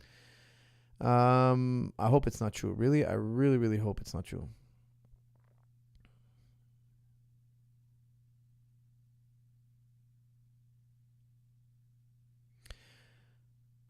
Essence, I don't know how to do an open dialogue with the fans. I don't even know how to do that. Like, I don't have the button pushing skills. Okay, guys, I'm looking for one last.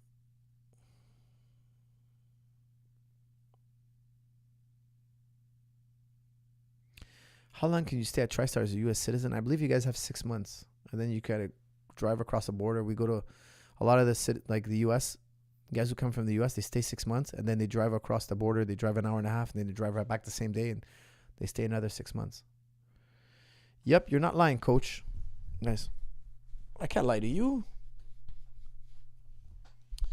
What else we got here, guys? I might end it.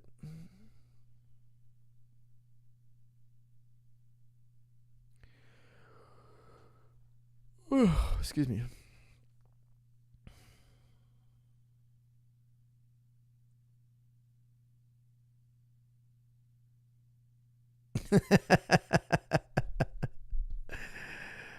Oh man, I can't even repeat what I just read. I can't even repeat it.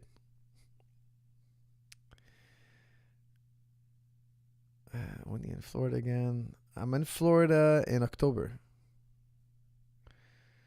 I'm there for a fight in October. Pompey says, money, money, money. Those are his words. Money, money, money. Okay, guys. Dylan, Dennis, and Logan. That's from Insomnia. Don't even mention it. I did a podcast on that. I went berserk. Don't even mention it. No, we covered that fight. Guys, I might do a post-fight analysis of that fight. Would that be funny? Guys, Logan Paul better not squeak out a win. He better eviscerate Dylan Dennis. If he doesn't eviscerate, if the fight is even close, if the fight goes to the card and Dylan Dennis puts up a respectable fight, I think it's pretty much career ended for Logan Paul. And imagine he keeps his word and goes in MMA and Dylan puts the pain on him there. Ooh. Career ended.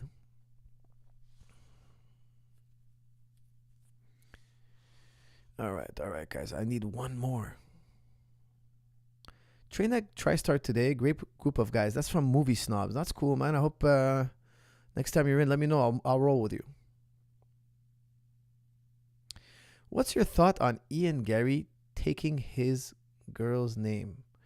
Oh, I think, I'm sure he had his reasons. I think he had a stepchild, he was saying, and he wanted to feel that everybody have the same last name. Like, I understand wanting to have unity. I'm sure they have their reasons. It's none of my business. I'm not here to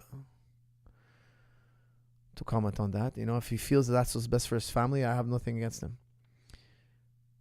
Did Dylan get sued for $400,000? I think he got sued, yeah. From what I understand.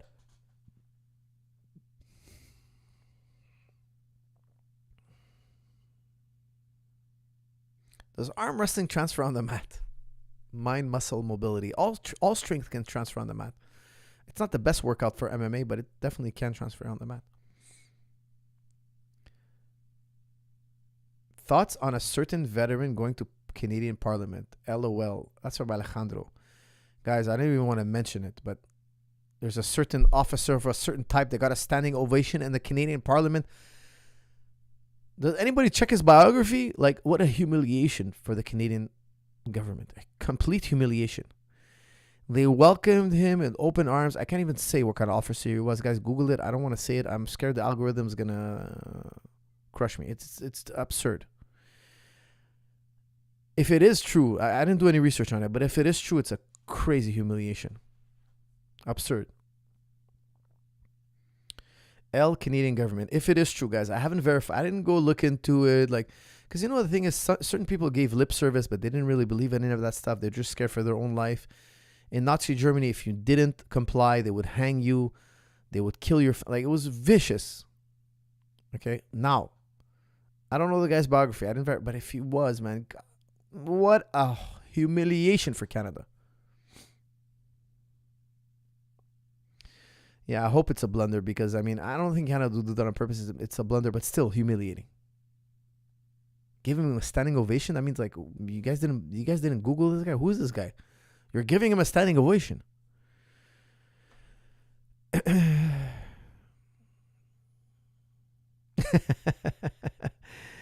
Bread Maker 92. I gotta be careful when I talk. Of all the talk about freedom, I'm scared of them. This freedom. It's not so free. It's not so free, my friends. Not so free. That's all I can say. TriStar Lebanon affiliated with your gym? Yes, it is. George just went there. He took a bunch of pictures. When are you doing a video with Muhammad Hijab? Maybe in the future soon. Hopefully. That'll be fun. I talk to him on a regular basis, but we don't always have to podcast.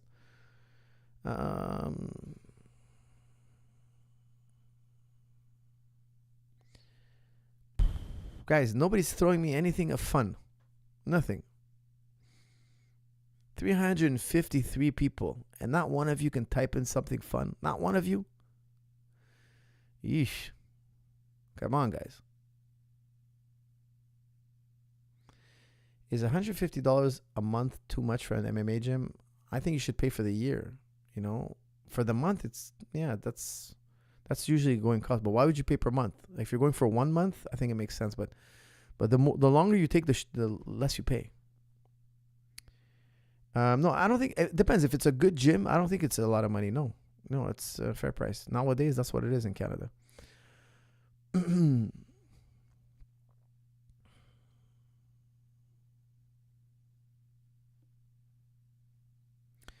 Coach, my sensei gave everyone but me a stripe. How to avoid a brutal depression? That's from Verkish. Just work harder, man. Just work harder. Don't worry about the belt. Just work harder. Use that motivation. Use those feelings as motivation. Turn everything into a positive. Turn every negative in your life into a positive, man. You feel aggravated, you feel not, show up to practice earlier. Listen more carefully. Study more Juji Club videos. Stay a little bit longer. Roll a little bit more. Do fitness after work, after training. Turn that motivation into work. Positive work. Turn those feelings into motivation. Turn that motivation into positive work. Okay, guys, man, you're really boring me. I think I'm just going to hang up on you. First time ever. 140 channels that we've told everything we need to tell to each other. We're an old married couple now. That's what we are. We're an old, okay, here they come. Here are the chats come.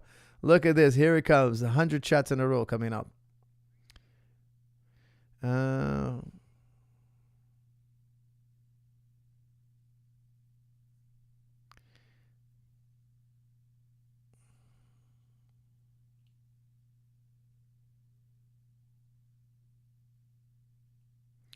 Best way to cook a steak. That's from Sensei. Man, I got to do a steak video. I got to show you how to cook a steak. Guys, I've cooked countless steaks in my life. I do it in my backyard. Next summer, I got to do it. I know I said it before. Maybe I'll even do it this fall. I got to cook you guys a steak. I got to show you how I do it.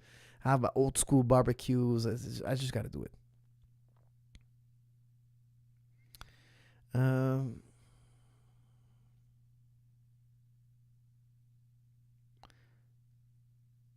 Coach, would you beat Bradley Martin? Will you beat Bradley Martin? Who's Bradley Martin? Let me see. Who is Bradley Martin? Is he going to get the pain? I don't know. Let's see. Who on earth is Bradley Martin? Raw talk. All right, guys, so check this out. We did another podcast for Circuit because I'm not going to lie, we did the other one. It went crazy. Who the hell is Bradley Martin? Let's see here. Sneeko is disrespecting and deserve what Bradley Martin done to him. Huh?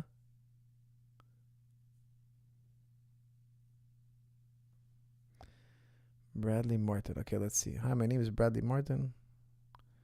What? That's it. That's his biography. Zoo Culture Gym, Zoo Culture Studio, Raw Gear. How many is Bradley Martin? The hell is this guy?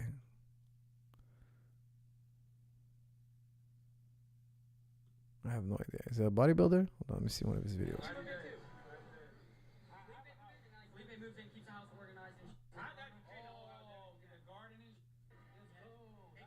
I think he's just a bodybuilder. I don't know. Guys, you're boring the hell out of me. I'm going to start executing people in the chat. What's your... For us, are you into Seinfeld or Curb Your Enthusiasm? Okay, guys, that's the last one. Good job for movie snobs.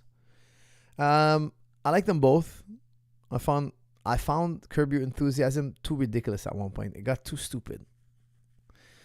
It's like Seinfeld on steroids. Seinfeld is good. It was funny. I wasn't happy with the final episode. I didn't think it was great. But I've watched also that crazy guy. What's his name? Larry David. I just found it was watchable, but at one point I couldn't watch it anymore. It got too ridiculous. Like it just seemed like they didn't have anything to write anymore. It's just like, I don't know. I found it to be at some point too stupid. But there was a time where it was really, really funny, ridiculously funny. I like comedy, guys. I like to joke around. I like funny things. Like I'm very lighthearted. I like to make fun of people. I don't care if people make fun of me. If we're friends, I find it fun. I like a back and forth, you know, joking, never serious, but I love comedy. I love to laugh. I just love it. I find Seinfeld was ridiculously funny, like ridiculously funny. Curb Your Enthusiasm, it just got too, I don't know, it was too Seinfeld. It was Seinfeld on steroids. It was too much. It wasn't the right balance. It was too salty. You know, it was good, not salty in a bad way, but like the balance wasn't right, and Larry David is just a psychopath. That's it. At the end of the day, man, to write that down on paper and to bring this to life, some of the episodes were so ridiculous, man. The Benadryl hitman, some of them was funny, but some of them was just lame, man. It was just like, it was overall funny. It made me laugh, but would I watch it again? I don't think so. Okay, guys, as always, friends, thank you. I had a blast hanging out with you guys. 140 episodes. I can't believe it. Thank you all for tuning in. If you lasted this long, you are a top G. You're a gentleman and a scholar. Thank you for tuning in. See you all in the next episode. Thank you.